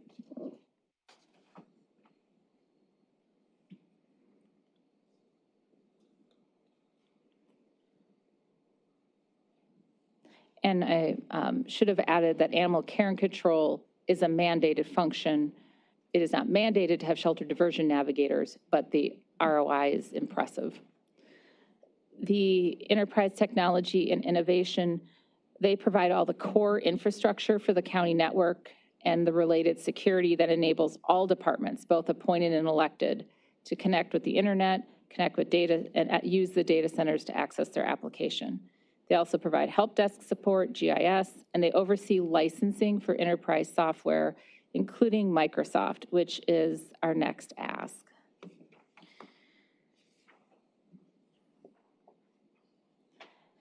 The Microsoft Enterprise Agreement is expiring in August of 2026. So we are currently negotiating a 3-year renewal with the potential to extend to 4 or 5 years if the pricing and the terms are favorable. These negotiations tend to be very complex. We have a team that works on them, including some outside consultant support, and it takes several months to complete these negotiations. This 1.223996 above base request is for FY27 only, and it represents a not to exceed amount. This is essentially the figure that Microsoft gives us as an initial starting point. This is about a 5% increase over what we were paying for the previous agreement, and we see this as a starting point. We typically are able to bring this cost down through negotiations, and we're actively evaluating other opportunities to reduce this cost, including offering lean license options to employees who don't utilize the full Microsoft suite, and also optimizing our license allocation based on actual usage and business need. The typical, you've seen this throughout the budget requests, the typical increases you're seeing for software tend to be between 5 to 13%. As I mentioned, this represents a 5% increase over the current contract, but we anticipate that we'll be able to reduce this cost, so we're asking for not to exceed here. The overall contract for 3 years, for context, is $38 million approximately.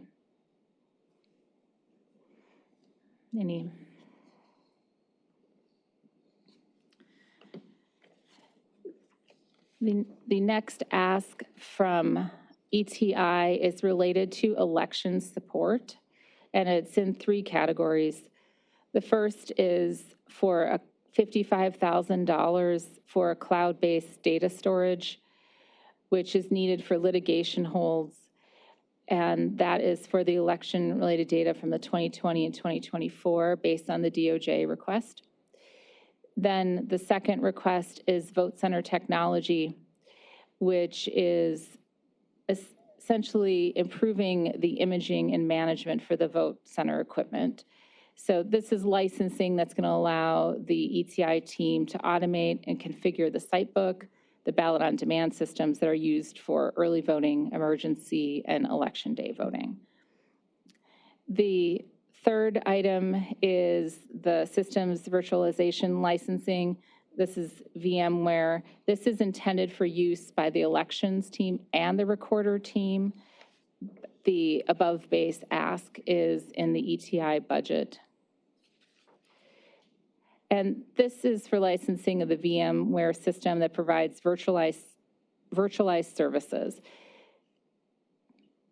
So these costs would be as recurring costs, which would occur every year unless we're authorized to enter into a multi-year contract. Madam Chair. Please. County Manager, can you confirm which one is for both elections and recorder, the last item? Yes. The virtualized, okay. Excuse me, Madam Chair, Madam Vice Chair, yes.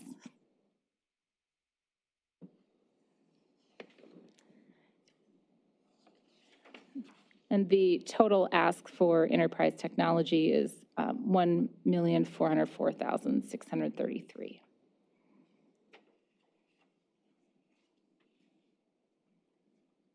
And if there aren't any questions, I'd ask Blanca Caballero to come up for 2 presentations on equipment services and parks.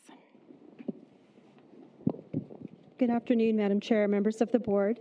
My name is Blanca Caballero. I'm an assistant county manager overseeing the administration and community services departments. And as the county manager mentioned, I have 2 above base requests today. Jen, may I see the... Thank you. And in the interest of time, I'll get to the request, but if you have any questions, just let me know.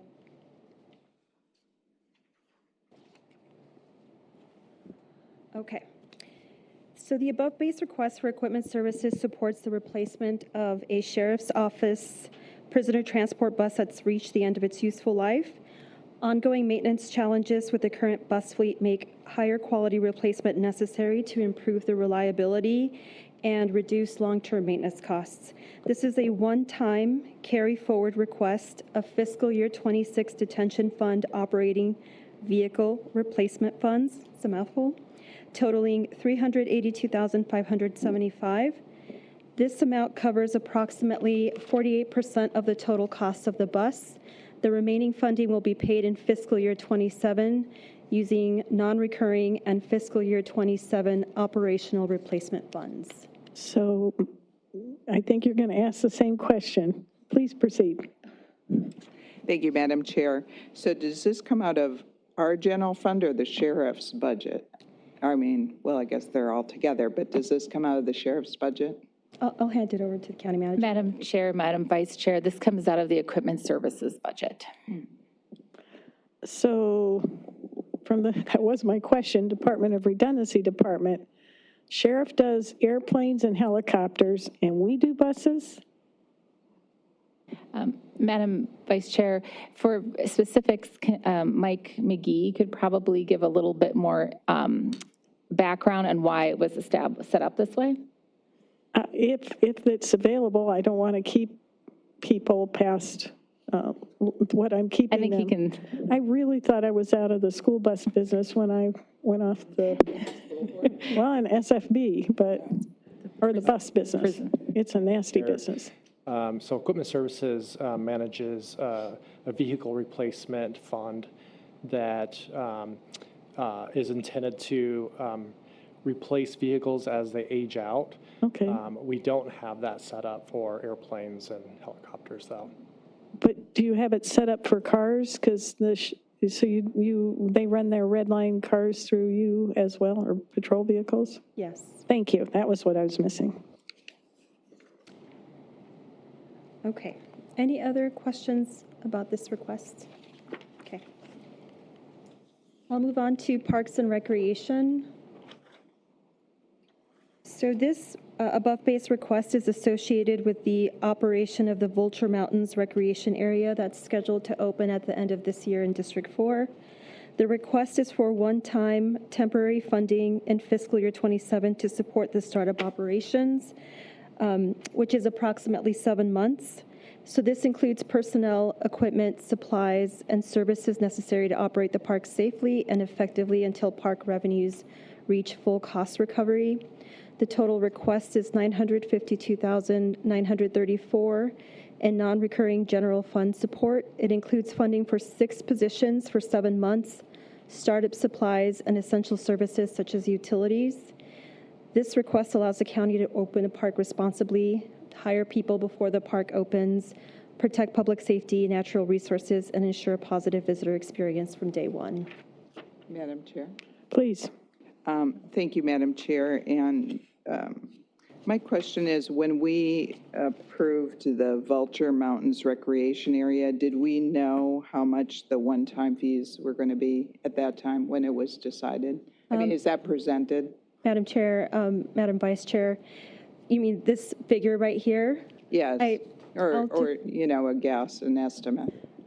I am not sure if it was presented at the time that those funds were approved, and I'm not sure if you know. What I can say about these numbers is that we based them off of the Usury Park and Cave Creek Park as conservative values. Thank you.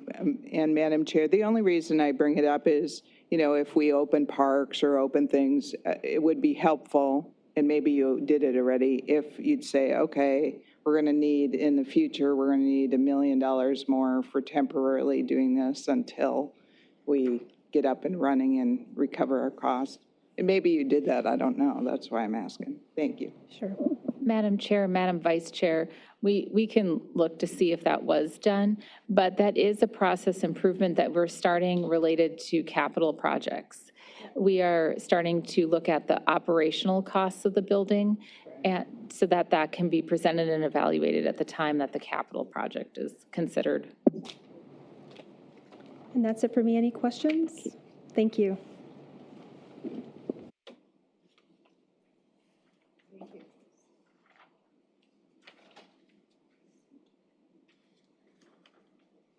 Okay.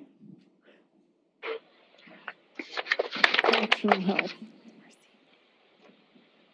Good afternoon, Madam Chair, members of the board. I apologize that I am remote today, but if you have any problems hearing me or anything, please let me know and I will be happy to try to adjust my volume. So I'm going to start with Correctional Health Services, and again, I will kind of skip over their mission statutory requirements. The next slide talks about their operations, which is 24/7, 365. And then I'll go right to the next slide, which is their request. So the request for correctional health services. If I may ask, please, could you speak a little bit louder, or can you adjust the volume, staff? It's too soft. Is this better? I think so. If you'd speak. Okay, I'll try not a loud speaking person, louder. but that works. Yeah, but be loud. Okay. Okay, I'll start talking louder. So in fiscal year 26, CHS did a pilot program, and that pilot program was to help with feedback that we were hearing from other jurisdictions that there were backlogs happening in the ITR during the screening process. So Correctional Health Services performs over 80,000 screenings a year. That translates to about 220 screenings per day. And the wait times for other jurisdictions was long. And so we did a pilot program to see if we brought in contract nurses to help with that screening process, if we could reduce the time. And the ITR wait times have decreased by about 30% since January 2025. And so our request is to make these positions permanent, to continue to see that decrease in wait times, that we think we can get down even lower for the other jurisdictions, because when they're in the ITR, until the inmates or patients to us are processed fully and become inmates of the sheriff's department, the other jurisdictions have to wait with them in the ITR. And so that's really what this request is addressing, and showing the success of that pilot program. And I understand, this is the chair, I understand the need for this. It's very important. When you say contract nurses, I know when I was on the hospital board, we were dealing with contract nurses and employee nurses. There's a huge difference in what they charge. Or am I misunderstanding the term contract nurses? Chair Brophy-McGee, so in this case, the contract nurses are cheaper for us because of we don't pay benefits, and we also it's easier when they come and go. The ITR is a place where we've had a hard time finding full-time county staff that want to stay working at the ITR screening process. We tend to get rid of staff a lot and have a lot of turnover. So having contract staff is easier to do the training just in time. Thank you very much, Madam Vice Chair. Thank you, Madam Chair. And to that point, are these 16 new positions going to be full-time employees with benefits or contract nurses?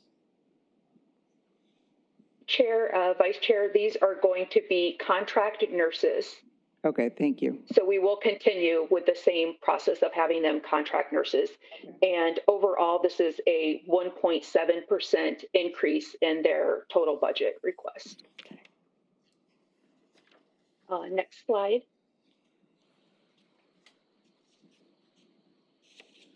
We can go past that. That's just a breakdown of what it is. So next is the request from the Office of the Medical Examiner. And again, this is the mission and statutory requirements of the medical examiner. If you go to the next slide, this just talks about their operations. Again, another 365-day operation for the medical examiner. And then the next slide is our request. So this request is for $2,149,110. And when you look at the increase from the previous fiscal year from the overall budget, this is only a 1% increase for this ask and that ask that'll be on the next slide. And that is because these 20 positions we're asking to fund were previously funded during ARPA and have become part of the operations. We have seen a 29% increase in the number of cases that have come to the medical examiners since 2019, and that trend is continuing to stay. And so these 20 positions would ensure that we are keeping our level of accreditation and service that we have been providing to continue. If we lose these 20 positions, it will really be detrimental to the Office of the Medical Examiner. And so when this request went through during the pandemic for these positions, it was the decision to fund them with ARPA to see if the trend was going to stay, and it has stayed. And so that would be the justification for asking for these positions to become permanently funded county positions. Right now, the funding for these positions would end in December 2026. Okay. Supervisor Lesko. Thank you, Madam Chair and Marcy. In the second bullet point on this one staffing slide, it says caseloads have continued to rise and have not returned to pre-pandemic levels. Additionally, OME is experiencing an increase in the proportion of deaths that OME is required to investigate per statute. The second sentence about the statute, can you describe why there's an increase? What did the statute change do? Chair, Vice Chair, so the statute has not changed. It's the causes of death that we've seen: more overdoses, more homicides, more vehicular, accidents. That it's the cases have not. The definition has not changed. It's the manner of deaths that fall into that statutory requirement that we have seen more of those deaths happening, unfortunately, in our community. Thank you. And Madam Chair, I'm just going to go to the next page, even though that we haven't gotten there yet. On transcription, it says 17.81% increase in the number of lines typed in calendar year 2025, reflecting more detail being provided. Is that something that we're investigating AI that could do transcriptions instead of, hiring more people? Chair, Vice Chair, I can certainly have our group look into that. I have not talked to the team about what we could do with AI. A lot of these transcription services are contracts that we have in place. So they're not staff that we have, but they're contracted services. But we could certainly go to our contracting partners and see if AI is a possibility to save the county money. Thank you. And so I will go right into this slide. These are, again, contracted services that have increased the prices of their contracts. Our toxicology, the testing, that's required for 92% of the admissions, the cases that we see in the medical examiner, and those prices have increased for that. Transportation services have also increased their prices. And so the request for the $219,000 is to cover the costs of the increase in these contracted services that we have.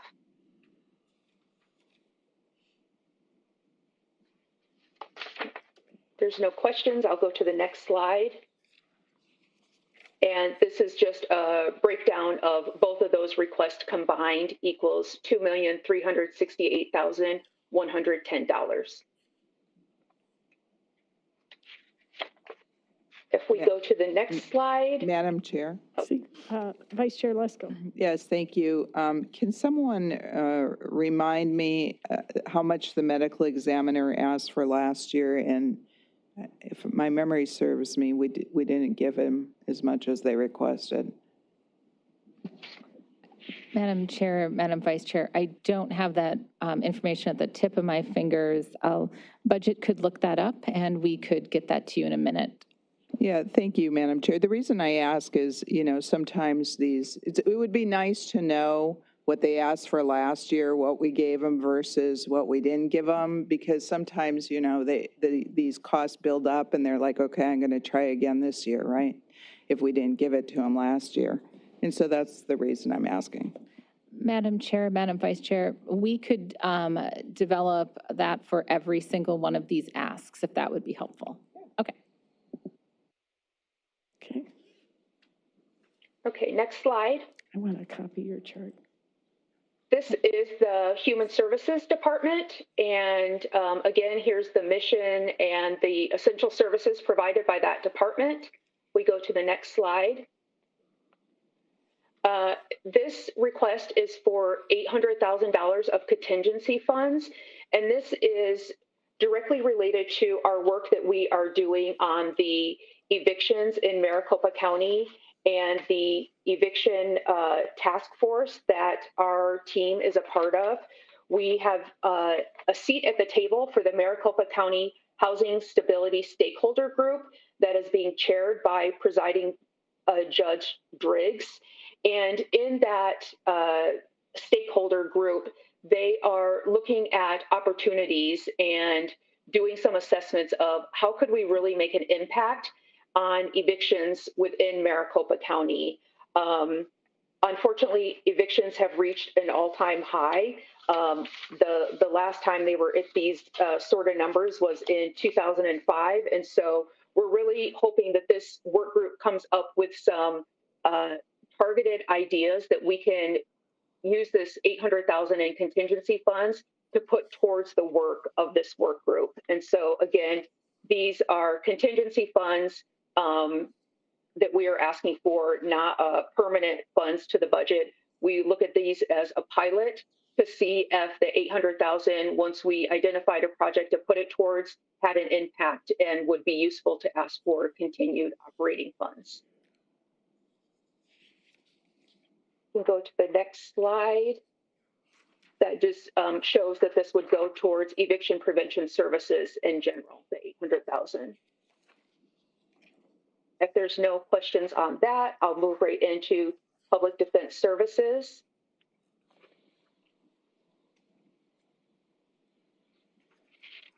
And again, it's going to start off with their mission and statutory requirements. The next slide is just going to show their mandated operations. And then the next slide is going to talk about our homicide unit. So the homicide unit, again, these are positions that were funded during the pandemic. It is 21 positions, and these 21 positions are part of a team with total capital homicide and other felonies that serve over 30,670 cases a year. And these positions still continue to see these sort of numbers increasing, and they have been funded by ARPA for the past several years. And so taking these positions away would really hinder the ability of the team to keep up with all of the work that is being given to them through the courts. And so the request again is for these positions. When you look at the overall increase for all of the asks coming from public defense services, for their baseline budget increase, it's a 1.08% increase over last fiscal year. If we look at just the general fund increase, it would be a 1.14% increase of their cases. And the total cases that are seen in public defense services, because I know County Attorney Mitchell shared her numbers, our numbers are 80,655 cases that are assigned to this department annually. Next slide. This is to fund Vice Chair, let's go. Thank you, Madam Chair.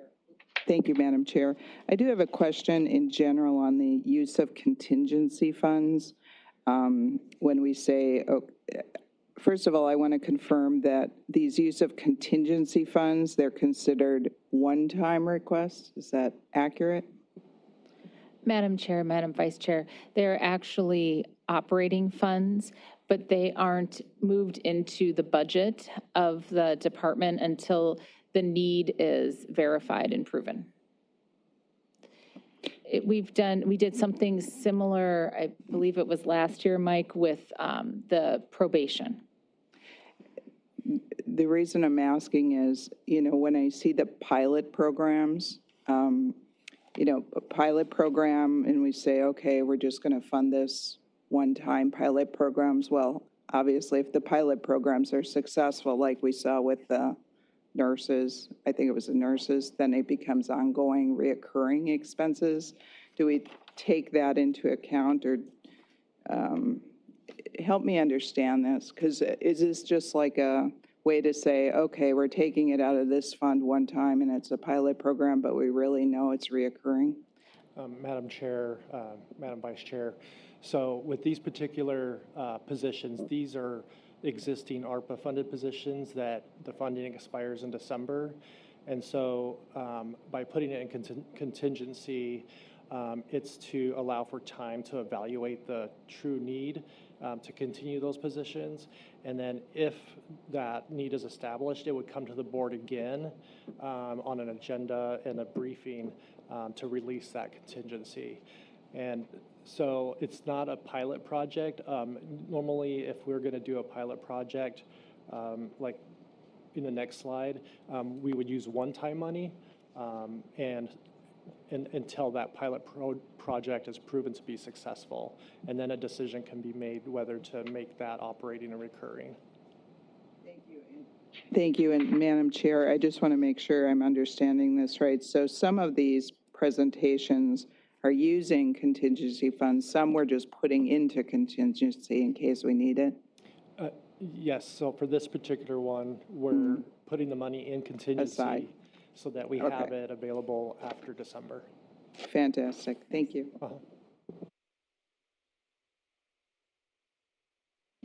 Madam Chair, Madam Vice Chair, if I may add, it gives additional oversight to the board as well to continue to monitor the use of the funding.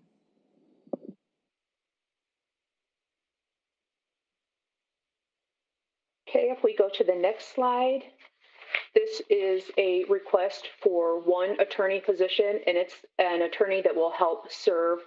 This is a new position being added. This is not a previously funded ARPA position, but this is a position that would help at the new Justice Court with the precinct lines that were approved by the board. And it has created the need for another attorney that is currently handling the majority of the misdemeanor cases, and relying on contract counsel is not as effective as a solution.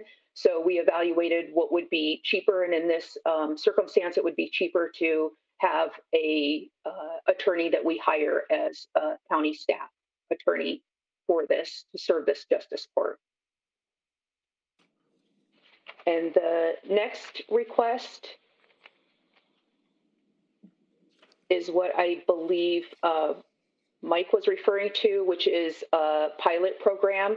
And so this is a request for 5 positions that would help oversee mental health legal representation. So these were actually positions that we did have about a year and a half ago. There was a pilot program that was happening at a provider connections with between Mercy Care and the courts and our Public Defense Services Office and Valleywise. They were conducting virtual court hearings, and that was allowing for more individuals to go through the court-ordered evaluation and court-ordered treatment process.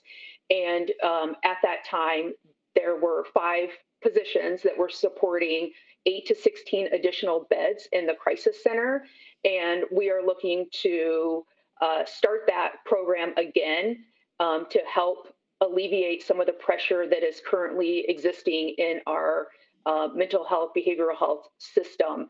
And so we are asking for funding for this, again, to start that pilot program of virtual court hearings, increase the number of beds that are available, and see what the success is. And there may be a time we come back and ask for this as permanent funding. Madam Chair, may I add?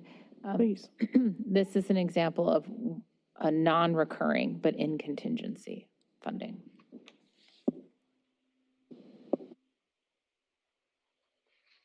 Okay. Next slide. This just shows the breakdown of all of those funds. The total request for public defense services is $4,050,715. And it's broken down into the general fund operating and general fund non-recurring.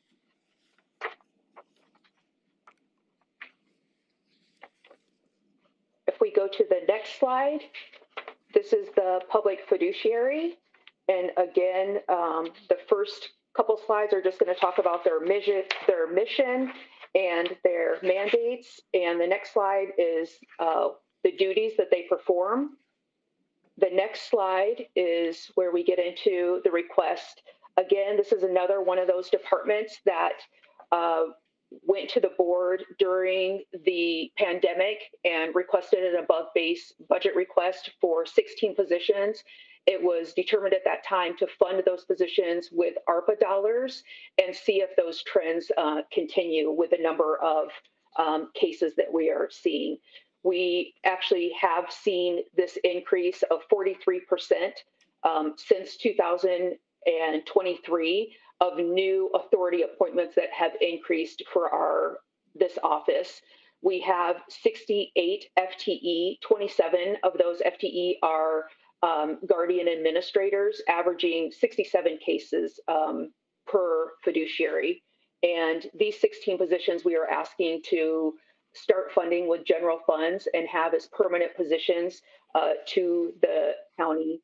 When you look at a percent over last year's budget increase for the total budget, it would be a 0% increase for last year. But if you look at what we would be asking to increase their baseline budget, it is 18.8% from last year's general fund. Next slide just shows that total. Any questions there?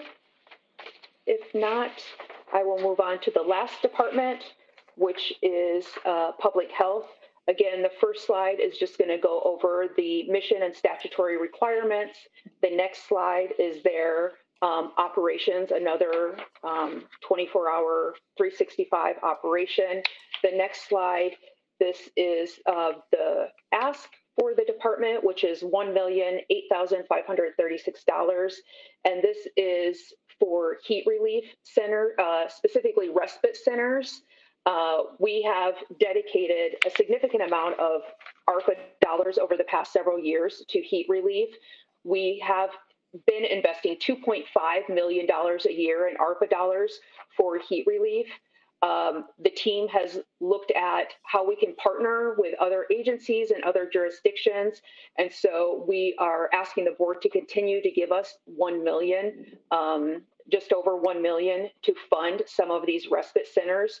We have seen great data from 2023 to 2025 showing a 48% decrease in heat confirmed deaths. And when you look at it from year to year, just last year to this year, it is around a 33% decrease in heat deaths. And I think that this program is really one of those examples of how we looked at the work that was being done at these heat relief centers, looking at the deaths that were being done in the county. In 2023, really made a concerted effort to start working with other jurisdictions to open not just heat relief centers, which are typically like community centers and libraries, but really having respite centers that offer a safe place to rest, water, snacks, and have extended hours. And to see the heat deaths decreasing the past several years since we've done that, I think is a real accomplishment from public health, working with our partners and the Office of Medical Examiners to see a decrease in these tragedies that happen every year. Next slide. And that just shows the overall increase and what that would be going towards. And for public health, I apologize. No, I think we're good on the numbers. I just wanted to remark that I keep talking about all these different governmental entities that I've served in.